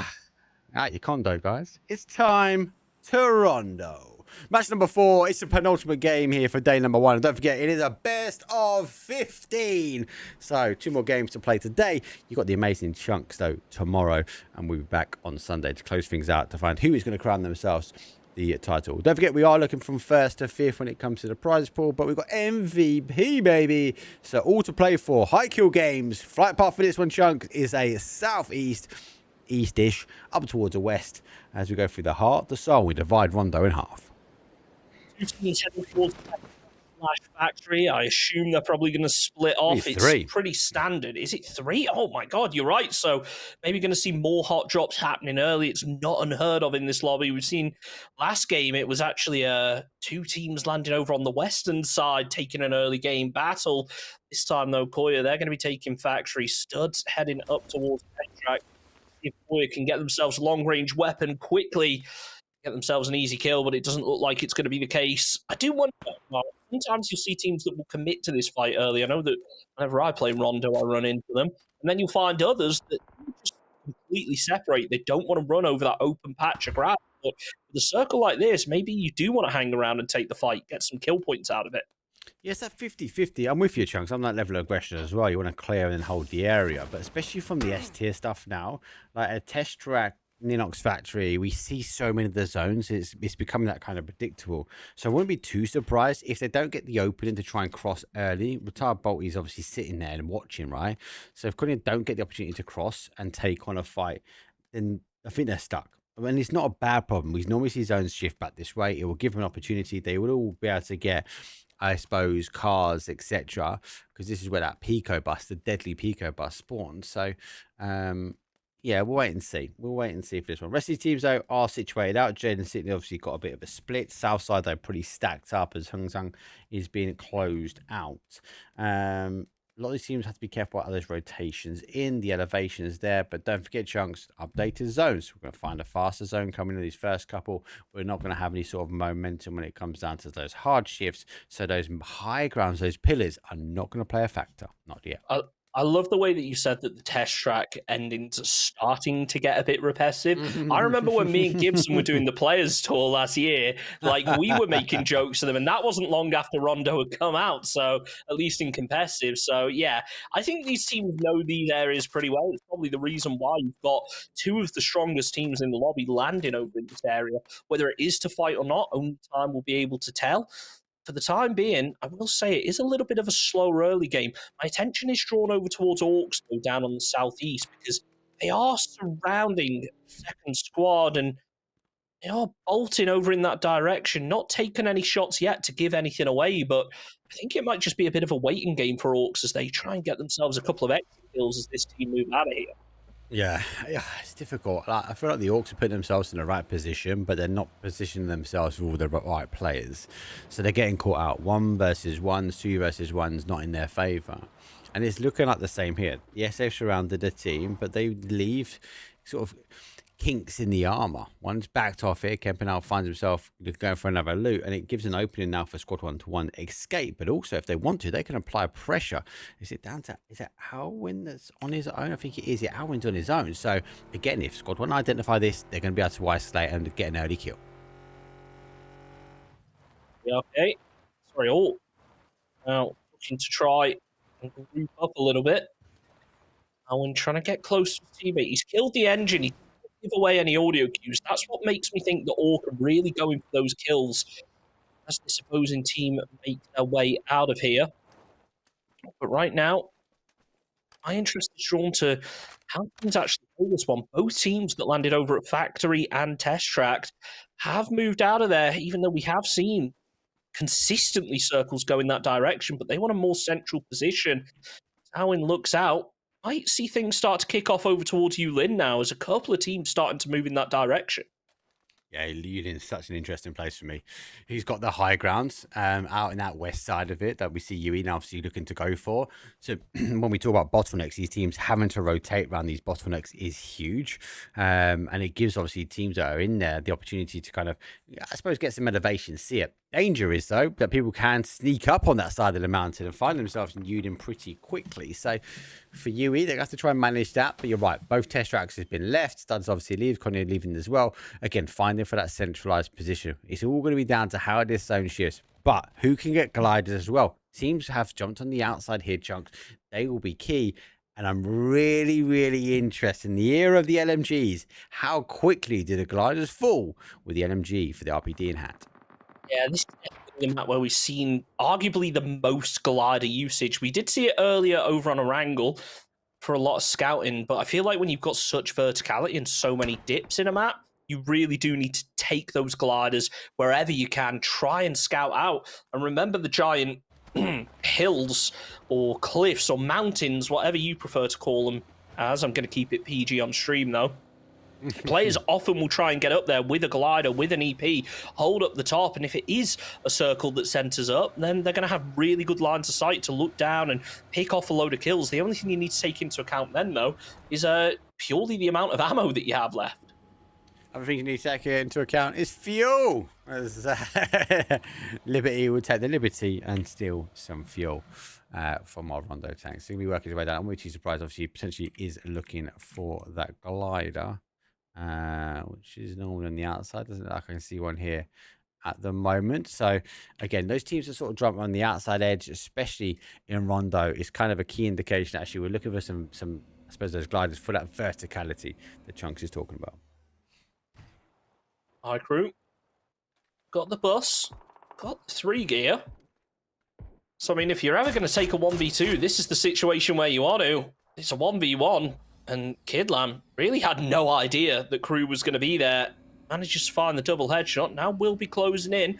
Needs to be wary that there could be another player. And by the time he crashes in, the res could have been made. He does spot him out, though. Surprise! Tries to seat swap, jumps out, but it doesn't work out. Andy able to get the knock, immediately goes for the flush, realizing the rest of UE are going to be closing in on this one quickly. Spraylad closes to try and provide his teammates some support. But is it going to be too little too late? Seemingly not, as Andy takes down another. That is fan-best confidence right there. It was to be the case. Surprise, surprise. Go around the corner. Don't go for the flash. Oh, lucky enough, he's got a player there to exchange out. But it's only for too long, for too short. He looks to try and get that confirmation. And for Konya, they come steamrolling back in. No one can leapfrog off the back of this either as well. His teams are also engaging. As 0 hour, we get a wonderful shot there, thanks for observing. And they get a quick kill confirm. And Senya, again, in the early engagement, go down to 3. I wish we had multiple observers right now because Epic just knocked himself with his own nade. As now Shivam tries to get himself a kill, but it looks like Senna are going to be getting pushed a little bit sooner than expected. So on the back foot, sure, they have the compound, but they've got a player up close they need to worry about. I wonder whether 0 hour are going to keep players up top. But no, it looks like they're going to try and commit pretty much everyone down there, realizing that Senna are already going to be a player down. Surely Jenny's got the ankle, right? No, they did keep players up. Sherlock unlocks that case. He'll go down. They're stacked up. King's on one side. They're going to need a little bit of elevation if they want to try and put a stop to 0 hour. Grenade, getting cooked, getting ready. Can hear the footsteps in the building, but knows there's an angle on the outside. Here comes the grenade. If he cooks it right, it cooks perfectly. Does damage, but doesn't do enough. Nicely placed, though, finding that opening damage. It leaves Shivam as the only player who's really able to make anything happen for the time being, as ZH just start to surround this compound a little bit better, but they're just holding the same wall. They're opting not to push just yet, which could be to their detriment, because they've given King the opportunity to back up a little bit. Shivam just going to wait, as I suspect King is going to try and play around a bit more, but look at this on the minimap up to the northeast. Havoc also starting to close in on this. It looks like they want to try and get some kills, and I can't blame them with the zone shift like this. Well, yeah, and they've just run into Konya. Look at on the sort of south to southeast of this position. They've gone head to head, so it's going to be dangerous for a lot of these teams. Konya, I think, as much as they might not have wanted these early fights, teams have run one at a time into them. There's another one down. RP yours will roll in though. Spray looks to get a spray, does damage, and it's just the Molly. Unknown is on fire as he backs off into the corner. Rip Jewel preps the nade. Is it going to be able to connect? Oh, it seems like it might just takes damage on both of them. Looks like he was trying to go for the one further down. Dorito's going to come in, but not before that frag takes down Killer. Unknown player popping the first aid will just about survive it, but it's all for nothing as Ripjaw peeks around, and it's Koya that finish off Havoc back on board with Senna now. They've only got King left up. It's so difficult. The way this sort of little bit of the village works, the buildings don't have the right angles. It's like you need a head-to-head fight. These 45 degrees are not going to work in the favour for King. He's going to maybe back himself now up and towards the other side. Slowdown taking advantage, though, of Konya's. They are down there, unable to get the residents back in. And Jaw needs to drop a Jaw as he exits in the Pico bus. And these are the two teams that have been really aggressive so far. So I think that Studs, realizing it was Koya that were down low to just one player, they wanted to try and deny them any further points this game. And you know what? They gave it a good shot. Further down on the south, though, it does look like Rat Hunters have also started to make their way in towards Ocean Gaming. They have info that there are players in this compound just from the way that they're playing, but not sure whether they know exactly where. And Ripjaw, well, he has no clue. He's just sending it over in this direction. You've got to think somebody's going to take shots sooner or later. Wish I had more observers as well, mate. There's too much going on. You've got North fighting the North, fighting the North, fighting the South, fighting in the centre. Teams on the outside of the blue looking to come in. Welcome to the region. Season 2, though, Squad 1. As I said, it is a best of 15, and we are on a match number 4 of 5 for day number 1. So the penultimate day, and that's not going to be the best grenades here. Let's go down. The alarms will go off, and that might be an indication. It's now time to push. Out come grenades. Oh, that one banks perfectly over on towards Ninja. It leaves only Risen left up. Cole is closing in to try and provide some support. This is that aggression we spoke about from Four Guys. Sometimes it works out, sometimes it doesn't. If they can get the res, then they could be in a good position. But right now, Risen's going to be fully flashed. Tries to go for the 3x spray, but just isn't able to connect onto it. At some point, he's going to think about getting that res. The damage getting done again. Another nade comes out. They can get information, they can get the read, but they can also stop the push. Here comes the dance, goes round the building, gets caught on one side, down to 1 HP, but gets the exchange. Axe right will go down. And now the Panzer comes out, waiting for the push, comes round, 1 versus 1. Panzer will end it, though, is it straight in the heart and soul. And CRX, though, will say goodbye. Reflex Matrix down in 14th positions. Four Guys, the aggression paying off this time, but they are down to 3. See what they're able to make happen after they are back up and running. Ocean Gaming will get one flushed out, but it's still Senna with only 1 player left up. King has control of the compound, but the zone has shifted down to his south, so he needs to make a move. Sriram with the frag tries to connect and does a little bit of damage, but there's another Ocean player on the other side. Will he be able to connect a little bit better? The thing I've noticed really from a lot of these players, they're not stacking up utility. Like, imagine if they got 1 and 2 there, so CypherX, and obviously that sort of came off the back of that initial nade. You'd expect the knock to happen. Here comes the smoke to deny information. And for Rat Hunters, they're hunting rats at the moment, and this is a ratty spot to enter, but there is a player ready to roll. The RPD really being utilised by so many of these teams today. And Ocean Gaming, well, they might just need them. Currently with only 3 players. But never mind, they have just leveled up this fight. No problem. It's down to just 1 left from Rat Hunters. He's got the Panzer. He's trying to prep it, but Suman goes to the peak from behind and finishes off the job. It's Rat Hunters down in 13th.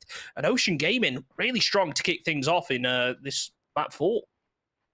Yulin, recall has just happened. So I'm sure one of those teams in there will find bodies back. I think that's going to be King, probably. Maybe. I'm not quite sure. My logic, it's going to be one of these two. Zero are close and they came in that side, so maybe. I think Orcs have one as well, so they came in quite late. They now just entering on that east side. Koya get res as well. GG's. Oh, that's big. He went for a huge rotation for that one. And arguably, they're going to, again, have you link. It's dangerous. It's a risk. But why not roll the dice and see if you can get back in? Yeah, it's going to be difficult, though. So everyone's going to be aware that that res chopper has come in.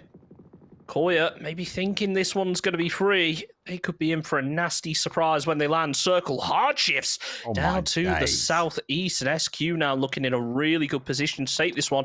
And this could work out for Koya. If they can just sneak in behind while all these other teams start to rotate, they might have the opportunity to loot up, but they do need to be careful of that solo player in the form of King. Zero exiting as well. The zone shifting away from them.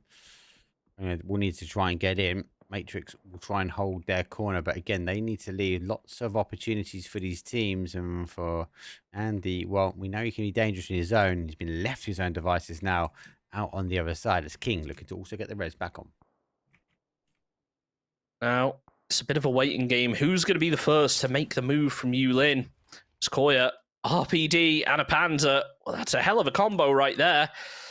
See if they can make anything out of it. Firoz does have a team behind him. Ripjaw managed to get a vehicle, so, I mean, they're all prioritizing things. The question is, them being so split up, is that going to punish them in the long run? It looks like it might be as Ripjaw's gone down. He's going to be getting flushed out quickly. The vehicle's no longer there. Let's hope someone's at least managed to grab some armor by now. I hope so. You have to wait and see. Here comes the eruption, but when does it start? It always starts with the start. Zero leave as well, but they're going towards this one. It is a huge 6-time into the soul. RPD shots will go through. Studs up to 3 kills as they look to try and control the north. Do we call them 1-1-1-1-1-1 or just 8? Ooh. Or is it binary? Oh. Do we need to get complicated with this one? Is it 1-1, 1-1, 1-1, 1-1? It's a good question. I feel like questions the chat needs to go answer for us. What if it's 255? Oh, could be multiple. There's a load of opportunities here. Depends on how your mind works. Infected mind works. You can try and get the push now. You can hear the shots though at distance. He tries to line things up. The RPD will get the shots through, but it doesn't get the control. The backpack might have the style points, but those a 7.62 need to get the hit points. Yeah, that stud player got very lucky there. He was stuck between the rock and the car, but managed to make it out of there just as Infected took the shots. Infected getting some shots taken towards him as well now, as he will lose a tyre, but manages to make it over to his teammate. If they've got a repair kit, they could always swap that tyre out for a good one, but it looks like Infected is going to keep going because the rest of his squad in the form of Orcs are taking a fight up the hill. It's actually going to be one that takes down Kenjapachi. So now Squad 1 looking to try and make something out of this, but they have to expose themselves if they want to get the kills onto Orc. And honestly, you've got to wonder how much info they actually have. Infected, his position's given away, and it's going to be WikiRex credited with the knock. Stud's so good at the read at the moment. They just know the team's going to try and back away from it, and they took full advantage. The rest of the team's pretty isolated up, though. Squad 1 leaves one out towards the zone. That leaves them with 3 on the high ground here. Joro got to try and hold that one. Zone goes back towards the Studs. And now for Ocean, again, they need to get rolling. So do other players now coming in. Blue Zone's going to do damage. Surely going to receive the knock. Does do one. Hikatori, not Hakatori, I'll have you know. He falls down. Maybe as quick as Hakatori fell, though. As Navi didn't make the finals, unfortunately. As I was speaking to the coach last night about that. They've got a complete rebuild to do. You really got to rub salt in the wounds. People coming over here to try and forget about what happened, and you're just like, oh yeah, they didn't even make the finals. It's just toxic on you, mate. You know me, I love Navi, mate. And it disappoints me not seeing him in the finals, mate. They've had a complete washout this PGS series. Series 3 has not been theirs. Squad 1 now finally going to make themselves a move. Looks like they're going to be happy with playing this hillside. It's a question of, are they aware of these Koya players further down from them? It could be a nasty surprise. Depends just how kitted they've been able to get. Remember, this team landed super split earlier on. They've managed to consolidate. You just got to wonder what the util and the ammo looks like for them. What kind of weaponry are they running? That's a level 1 helmet, so it's already not great. No vest. Yeah, this could be rough. Koya really need to find themselves a cheap kill and loot it up as quickly as possible. Yeah, but come on, you take one more kill, you're on 10. Again, the point average for this team is high, right? It keeps you at the top of the leaderboard. It is the penultimate day, but they'll be closing out, though, this day on a high. MB, they're looking to try and close things out, though. There goes an exchange one side. He goes for a full charge. Trying to find another one. He does find him through the smoke, and FF falling apart. Nicely done there from MB to be able to finish up the job. Stud still picking up points. Let's think back to our Miramar game now and just how aggressive they were able to get when they got themselves a good position inside zone. Is history going to be able to repeat itself? Well, Dante, he's going to make something out of this one. As Ocean, they try and make a send of their own. They've already been able to get a knock, not able to get the run over, though. Ends up running straight into another vehicle. Down goes Astro. Zero gets the knock. Hit fire, finishes off Glitch, though. There's only going to be one player left up for Ozzy. Tried to glitch himself out of that smoke, but wasn't going to be for him. Airburst will finish off the own team.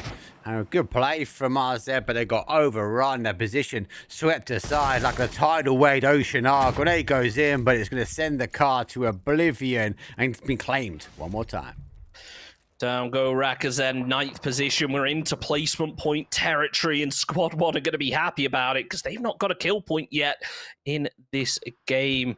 Toxie just keeping his head down for the time being, not wanting to overexpose himself, but it's Studs who managed to clear out the Orcs. 9 kills on the board for them, but now it turns around a bit because they've got to fight their way uphill. We'll see how this zone shifts. They might be comfortable playing this ridge, and you know what? That's pretty good for them. Every team is going to have to come down towards them sooner or later.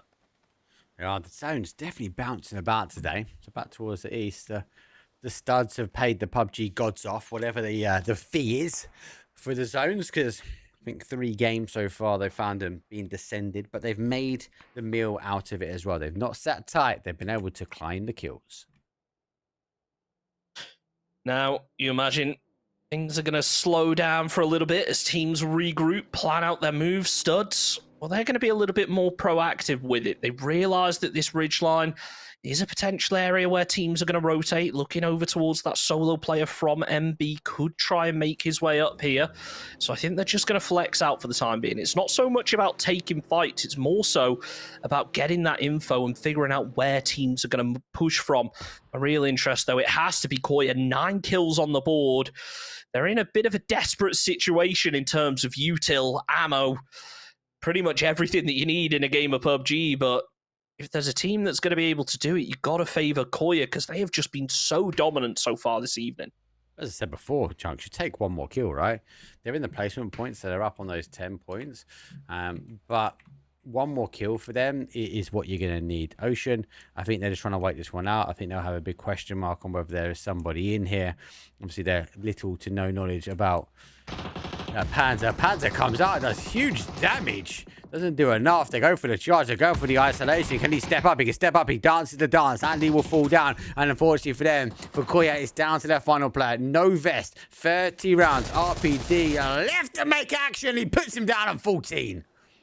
Nicely done there, but he's still got another player behind him to deal with, and Seram is full health, flanking round. The smoke might provide that little bit of extra safety. Frag grenade timed poorly, down to his last bullet, but he's not able to make it work as down go Koya and down go MB as well. Only 1 player left up from Ocean Gaming, but don't forget, we've got Squad 1 just up the hillside. They've got to make something happen out of this. They're playing far too passive, and they're going to get punished if they manage to get Ocean Gaming back up to a 3. I don't think Squad 1 have got the reads. I don't think they know where the damage has been done. It's been fighting north and south, and I don't think they've got the call on where the teams are. Links in hand, though. That will put a stop towards the Stud move as the Stud Muffins look to try and claim some more terrain. Top 4, as you say. Oh, damage. Get out the car. That's the pop shot. And now Squad 1 get involved. And for what? He makes a what dance through the smoke. Look at the ammo here from Risen, though. 73 bullets in reserve. He's burned through that Lynx already, so this is both his weapons. And yeah, that's not what you want to be doing in a situation like this. They're going to need to get ammo from the rest of the team, and they've got a big push to try and make. Ocean Gaming will go down. That's 2 kill points on the board for Squad 1. And they're going to go and try and loot this one rather than prioritizing their zone position. I'm not sure how their util's looking, but they could really make the most out of this high ground here.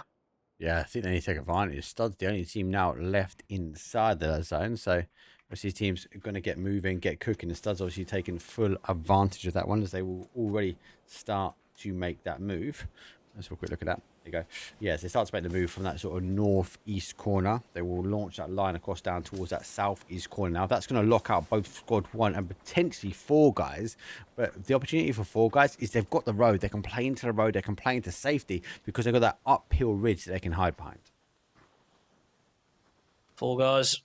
They're just going to be looting up. Yeah, this is smart. But he had no ammo. Oh my god, he had less ammo. Jeez, wait, what is going on with Ninja here? Absolutely nothing. Ninja had to give up everything.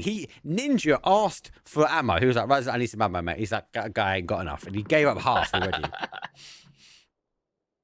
Squad 1, Toxic will go down. They're down to a 2. And Studs are going to try and make the most out of this one. I don't blame them. They've been so aggressive. And Squad 1, unfortunately, just haven't been. Retired Bolter with the AUG. Tries to land the Molotov. It's going to be a little bit short, but he does finish off with the gun in the end. Liberty still alive, looking out behind. He's got a bolt himself, but he's not been able to find any shots as of yet.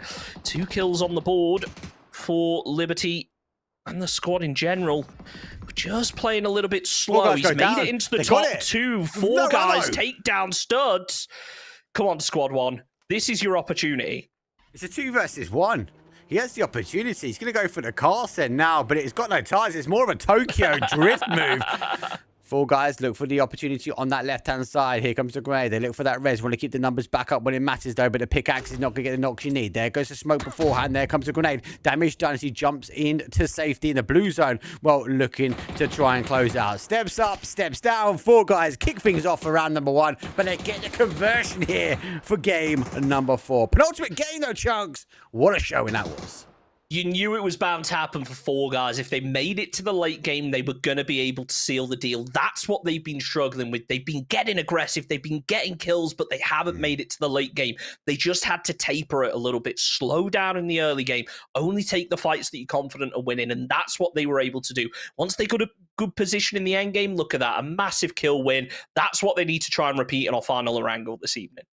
Yeah, 20 point for them. Not bad. 10 kills, a 10 out of placement. Those Studs with 11 kills, so obviously rocking it with the kills. But again, we find multiple teams big kills. Connor also bagged 10 at the end of it. They were 9, but they got that 10 conversion. Plus Ocean Gaming, another good game. I'm really impressed. Ocean Gaming has kind of been this tide that comes and goes in the rounds. Never really noticed too much, but they do what it needs to take when it comes to get the kills. That's going to keep them in a driving force. And when we get down to the final day, if they can keep up this, they're being a team fighting for the placement.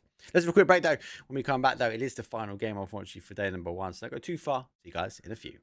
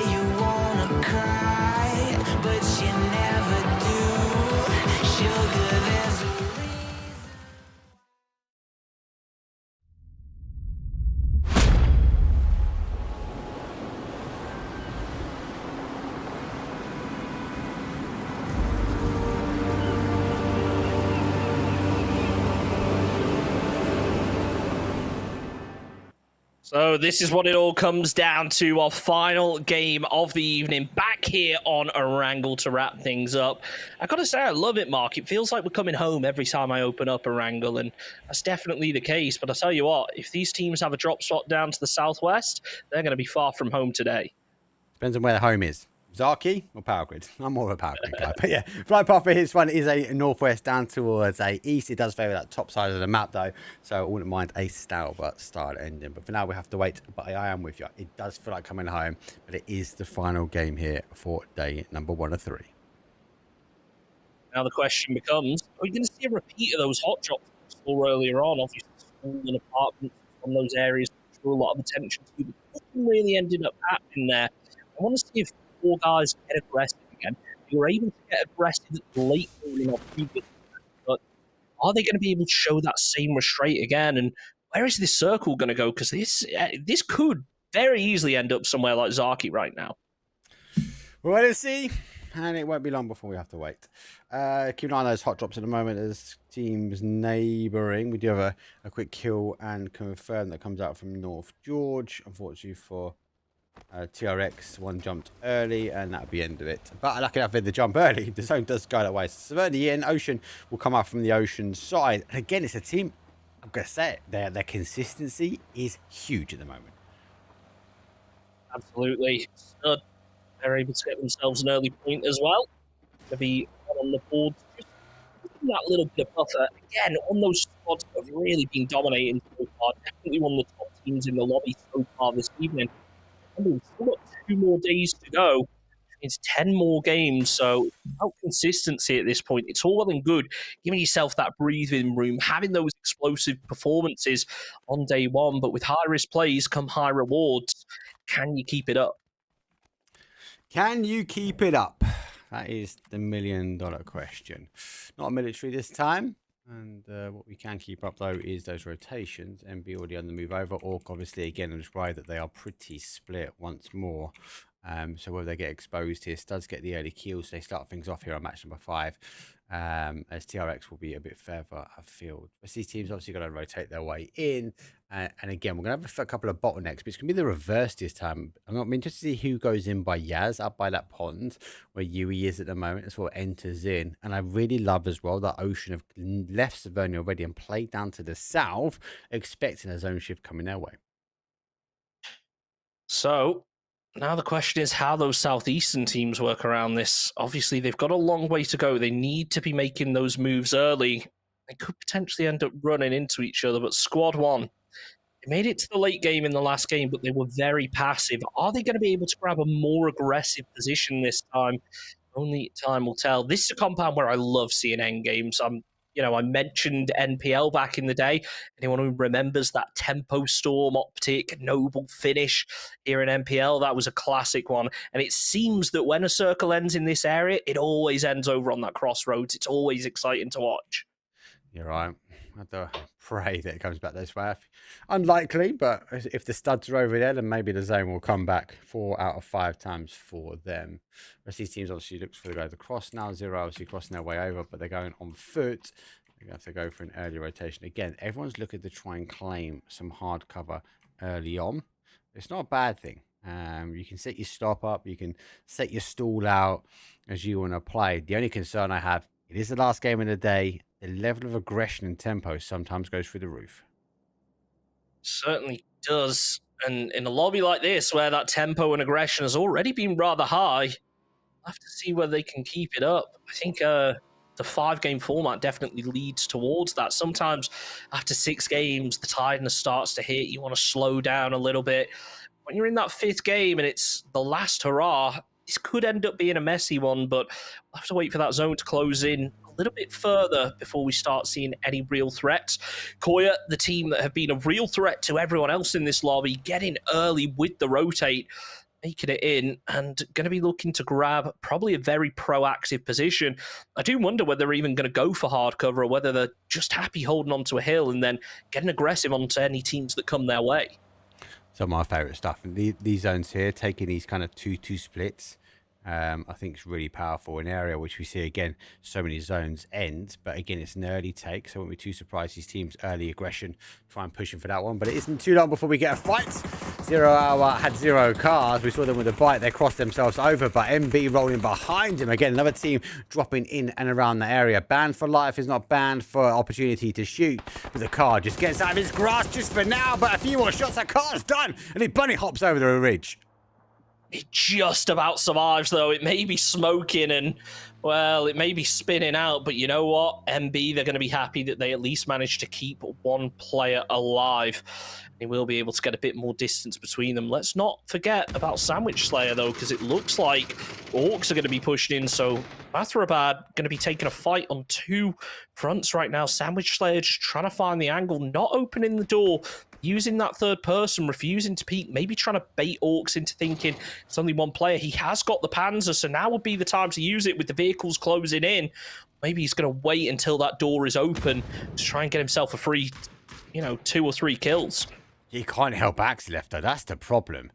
The ridge, how it works, you have to try and open things up. Actually, lucky enough, gets a bit of a spray, gets a bit of a connection. Doesn't swap towards the Panzer, has the grenades. Again, waiting, watching, and trying to figure out where he can get the opening up. Panzer goes down, goes for the explosive action onto the wall, but it doesn't go because the player's already moved.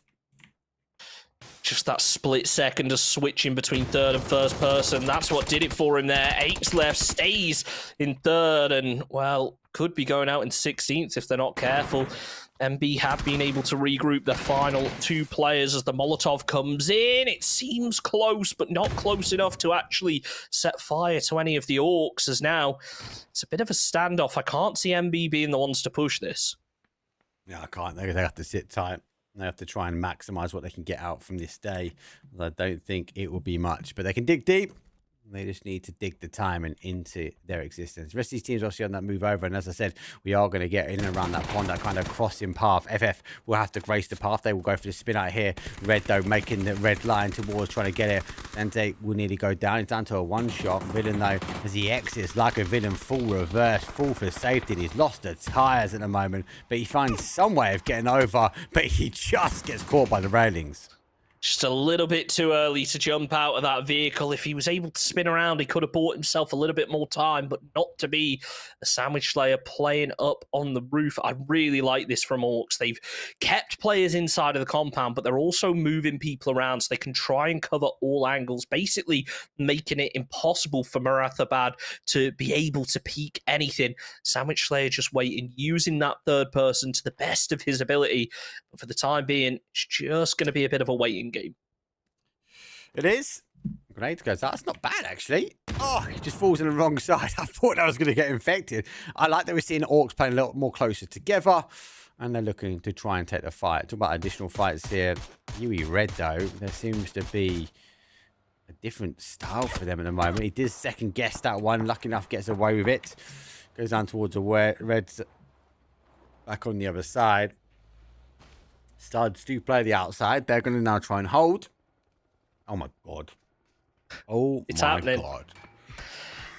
I said No Zaki. way. I didn't mean it. It's about as close as you can get, given that phase 1 circle. 4 guys have been able to take down one from UE Red, but it's Mathrabad still just waiting to try and find an opening.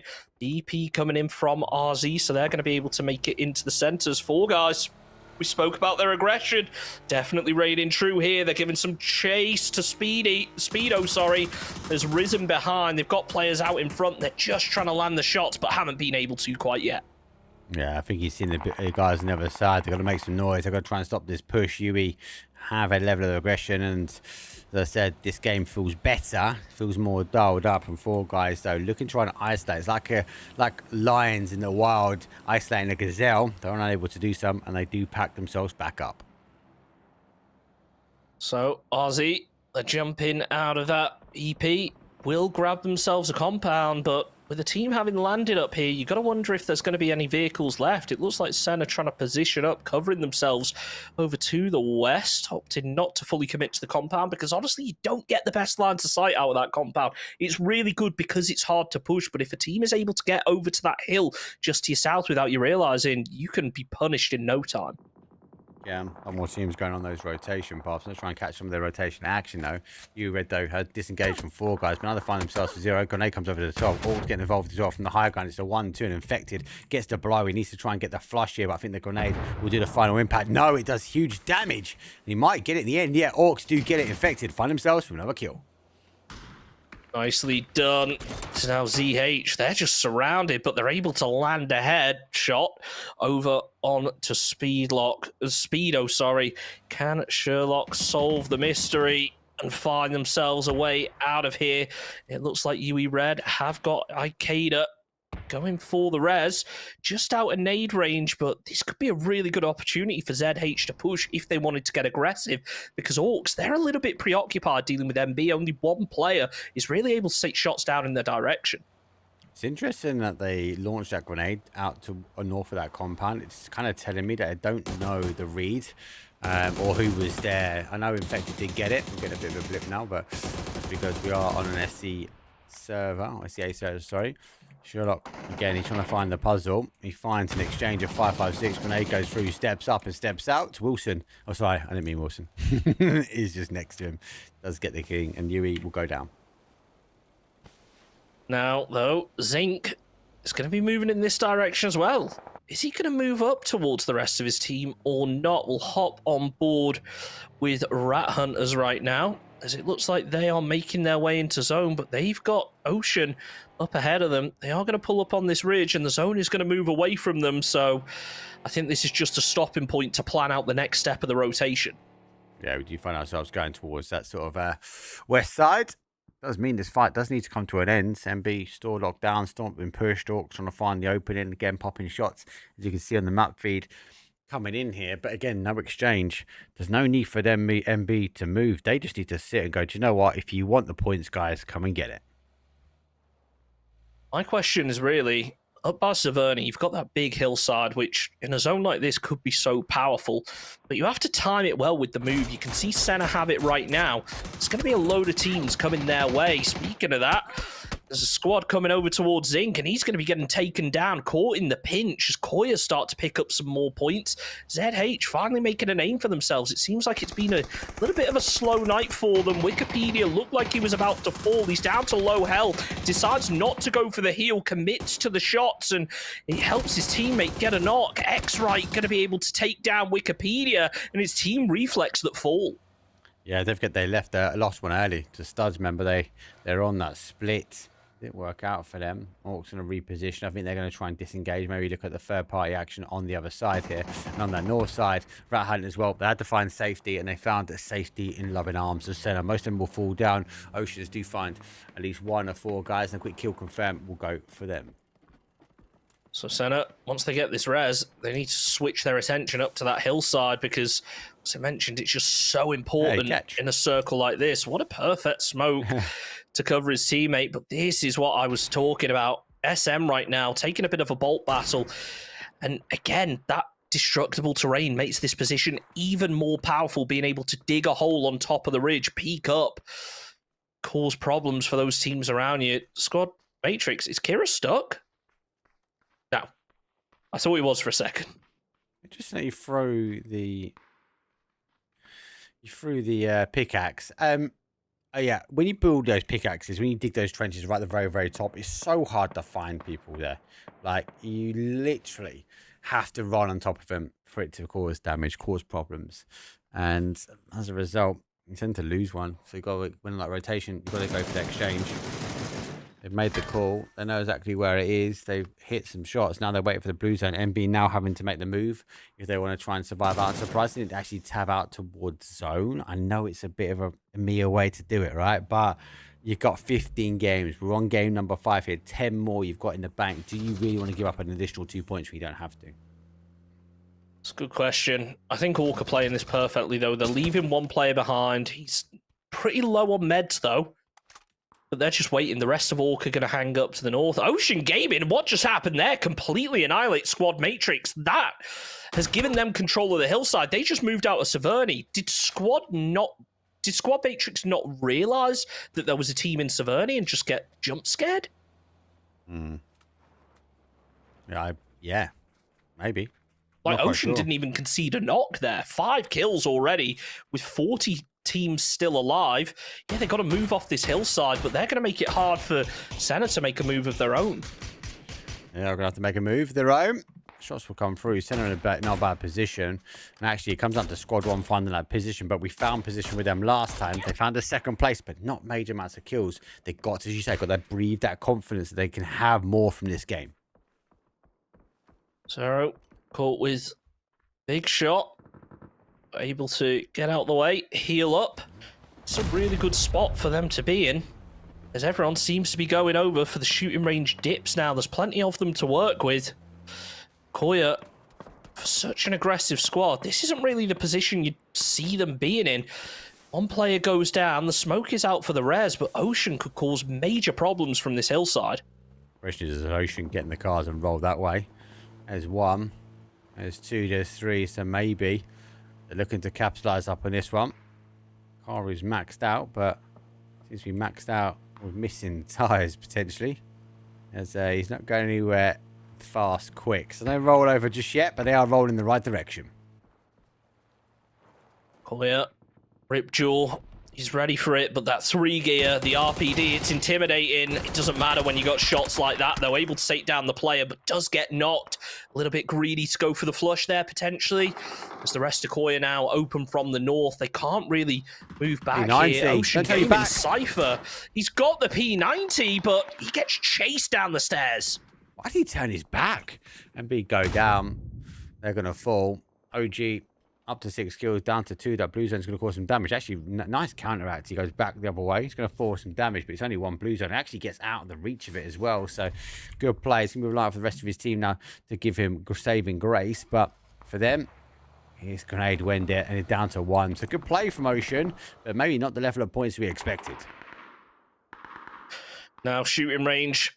Only Ninja left inside of it. It's Crazy Dude just laying prone, trying to defend, hoping that Ninja will open himself up a little bit, jump over this wall and expose himself. It seems like it's just a matter of time, but Crazy Dude is laying low.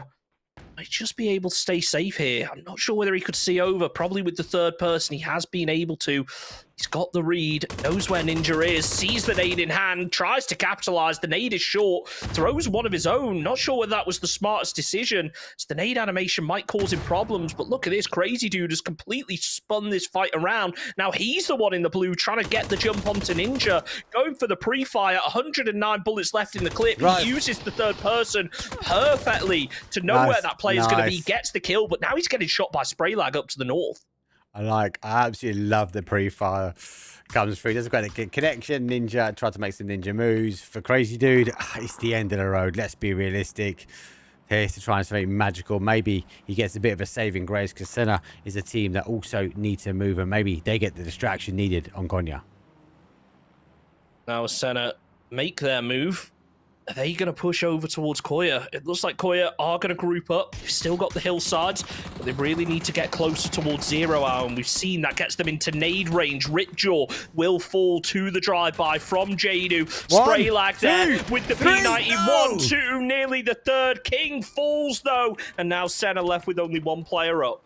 And that's the activation Crazy Dude needs. He knows who's potentially fighting. He's got the read on this one. Grenade cooked, ready, but is it cooked enough? It's going to bounce a bit further afield. It doesn't really matter. Might catch him with a hand in the cookie jar for the P90. Sees the bodies down. Doesn't fully commit, but here's the click and goes back the other way. Crazy Dude backing off, but was this the right play? Infected, going to get the long-range shots, but it's not enough to finish the job. Crazy Dude, though, he's not inside zone. It's closing in quickly. He has to come out with his shooting range and expose himself. He's made it into placement points, but I'm not sure whether he realizes that. I would be surprised if he tries to deny the points here. Yeah, I'd be surprised. He's got a bit of a run. There's some potential cover as a crate will come down from the heavens above. He's got enough on the 5.56. He's on ones as well. Smoke will come out. It'd be a draw line. He's going to go in between 0 hour and the potential shooting range of Konya and Senna to a degree. Iopic should have that P90 in his back pocket. Groza ahead. There goes another smoke. Number 2 more to go. So the smoke wall should get him closer enough to maybe take a head-to-head battle up in front in Konya. Smokes, but the zone closing in. And now everyone from 0 Hour is going to be looking this way. Epic's still alive for center here, just trying to go for the heal. Will get himself an extra 2 points by getting himself that kill. Then obviously making it further into the placement, but he isn't able to deny. It's Andy from Koya that finishes off the job. Down to a top 6 now. Got folded. Royal Mail sent, package delivered. Sherlock in the trench, in zone. Konya on the adjacent side here. 0 Hour on a slight spit. Studs playing in the wings, but we play in the wings very well. But they have the higher ground. So they're going to try and wait and watch. The zone is about to shift on out. And I've been terrible with the map. Sorry. Crazy trying to take himself some long range shots. And, well, now RZ, they're in a really good position. Given this circle, they're going to try and need to group up with Glitch, but can they finish off Squad 1 before they try and make that move? They've got a little bit of altitude over them. Should be able to shoot down, but WikiRex might cause them some serious problems as he's just sneaking up over this hill. One more. He sees that car. That's exactly what he needed. I was worried he was going to sit there and take shots at Squad 1. These dips might feel safe, but unless you've got the elevation and WikiRex, well, he's got a bit of a bike. Grenade will go out, looking exactly where he's going. Sees one. Here comes a nade back. I think he's waiting to see who receives a knock, and he goes for one. Then he spins back the adjacent way, looking now for the flush and Studs, looking to go up towards 6. Perfectly executed third party there by Studs, waiting for the damage to come out and stealing those points away. Can he take down Zyru? Doesn't appear so. Managed to find a lot of damage onto it though. Shooting out the tyres of the vehicle, thinking that's where the players are going to be, but not to be the case. It's now Studs working their way back up the hill. They want to use this high ground if they can. They don't want to be on an open hillside. No, good play from them.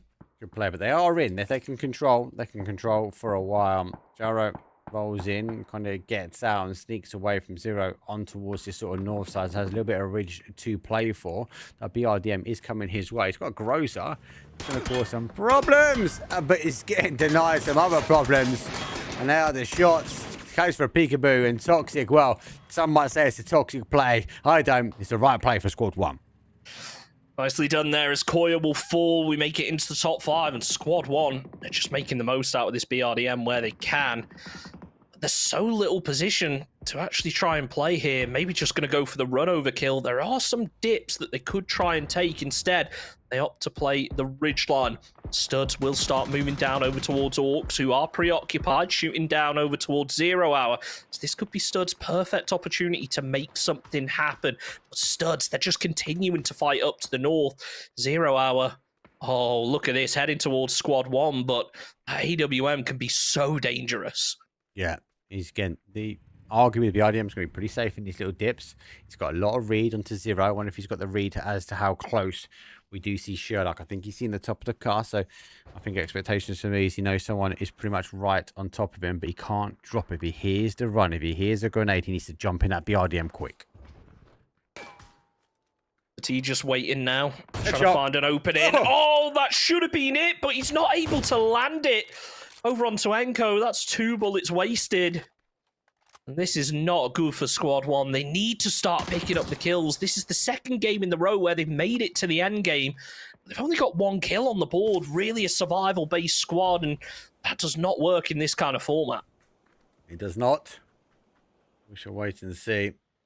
You know, it's a question whether he gets rid of the tire there, whether an AWM shot is the right weapon of choice for that one. Glitch does find Toxic, that he is close to him as well, so there's the opportunity to pop one of the smokes.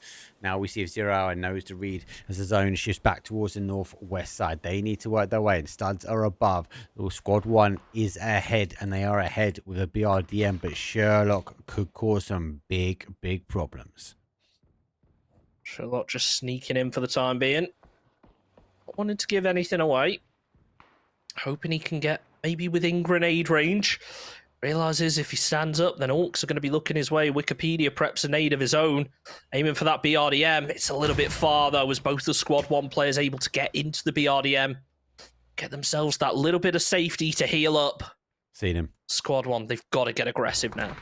Yeah, they've seen him. They've seen him. Orcs now going to fight on the top. Those exchange backs and forwards. Mollies will go out, but it's a high ground fight. It's going to be Orcs will go down. Top 4 will be Molly. Doesn't spread to the position that he needs to, and they do back up. Wiki has the shield, though. Sherlock store playing sneaky snake in the grass. Another flash will come over. That gives opportunity now to have the peekaboo over the top, and he does get the sneaky snake out of the grass, though. And BRDM, maybe a run over, maybe another point. Certainly looks like that they are going to steamroll Sherlock.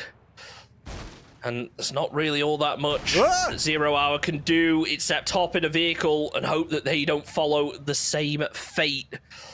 This is just a mess right now for 0 Hour. They do manage to take out one, but they're not going to get credited with the point for that because it was the second vehicle that managed to take out Wikipedia. They need to run it over, but the turning angle on that is not great. They will get the flush. Liberty credited with the kill. Yeah, good play from Liberty. Squad 1 getting these points racked up now. They're going to be cautious. BRDM doesn't have the best momentum. Run! As 0 needs to try and get in. They jump out. He goes for 1, and it's exchange. It's a 1 and done for them, and they should be able to get the res. No one able to capitalize on. RZ are going to try and take on Stud. Stud on the higher ground here. And for Squad 1, the BRDM is the saving grace of this team. They need to get more aggressive tomorrow. That's my only feedback for them. They're making it to the late game, fair enough, but if you're not able to get the kill points, you're not going to be that high up the leaderboard. Studs now, 8 kills on the board, starting to move down the hill, using the smokes for cover. This was bound to be the issue in a zone like this, because they're outside of it. They do have meds that they're able to heal up with, and this could be their opportunity. RZ are distracted by Squad 1. They are distracted. The BRDM not taking huge amounts of damage. They need to try and come out. They could draw the guns. If they go north here, they draw RZ into a bad position. They become the filler. They become the sandwich in between Studs and Squad 1. RZ need to keep this BRDM on their side. They need to keep their back up against things. Stud will fall down. Stud on the rotation round. The BRDM gets completely annihilated. And they will fall down. It's a 3 versus 3, but one of the Studs is down. They need an answer quick. Retired Bolter tries to land the spray, but it's WikiRex that's able to take down Glitch. 1 player left up from RZ. It's a 2v1 situation. Is he going to be able to finish off the job? The spray comes through the smoke, finds the damage. Enko takes down WikiRex as it's a 1 versus 1. Retired Bolter with a couple of extra bullets, and it's Studs who are the first team to get 2 wins in the tournament so far. What's a game? What a game from the Studs. GG's when it comes down to it. 22-point game. One thing that has surprised me, Chunks, is the high volume kills here. It's not just one, it's 2 or 3 teams getting these big kills. Doesn't matter on the position they are, but it will start to put a divide potentially on the leaderboard. So, again, a good round for 5 games so far. Absolutely, it was. I can't wait for tomorrow. I want to see more aggression out of some of these squads, and others, maybe they need to calm it down a little bit, at least in the early game. You look at a squad like Four Guys, sure, they've been able to pick up a lot of kill points tonight, but there was that first game of the evening where they just were spending too much time hunting down a single player. They kind of threw the game because of it. Sure, they got I think 4 or 5 kill points out of that match, so it's not a complete write-off, but it's just about finding those priorities in the early game. Yeah, 4 kills and a 3rd place. You'll take it, right? You'll take it. So not bad, but you're right. The level of aggression, they're finding the half of the puzzle. They're finding their position. They now need to find the kills to go with that position, but sometimes it's hard to get that one. Anyway, that was good. As Chunks has said, though, we do have another 10 games up. Unfortunately, I am not here tomorrow, but this amazing legend will be covering all of the action over in his channel and obviously on the Squad 1 YouTube channel as well. We'll be back, though, Sunday again for the final 5 games. With the 2 of us will take you through, and obviously we'll be looking at who will be crowned champion. 1st through to 5th, we take in pretty much the prize pool. We do have the MVP. I do want to take the opportunity to thank all of the sponsors, though. I know it's only day number 1, and we do wrap ups a bit later. And obviously for the events, E-Wave, etc., and obviously Squad 1 putting on. Final thoughts, though, for day number 1, Chunks, before we close out. Amazing. I love seeing the aggression. It's been a super exciting set of games. I can't wait to see what the rest of the teams have to offer over the rest of the weekend. Yeah, and with you, I think the first 5 games have been really good. There's been high kills, high reward-based games, and definitely for this region, it feels like you guys are ready to be getting involved into PUBG. Level of aggression is high. Let's see if we can bring some of the rest of the pack into this one. But for our top 16 teams, they get a break. We'll see all you, I suppose, next week. It's not quite the same place here, but over in Chunks, we're going to make sure you get the links. But we'll see you again on Sunday. That's it from us now. Peace.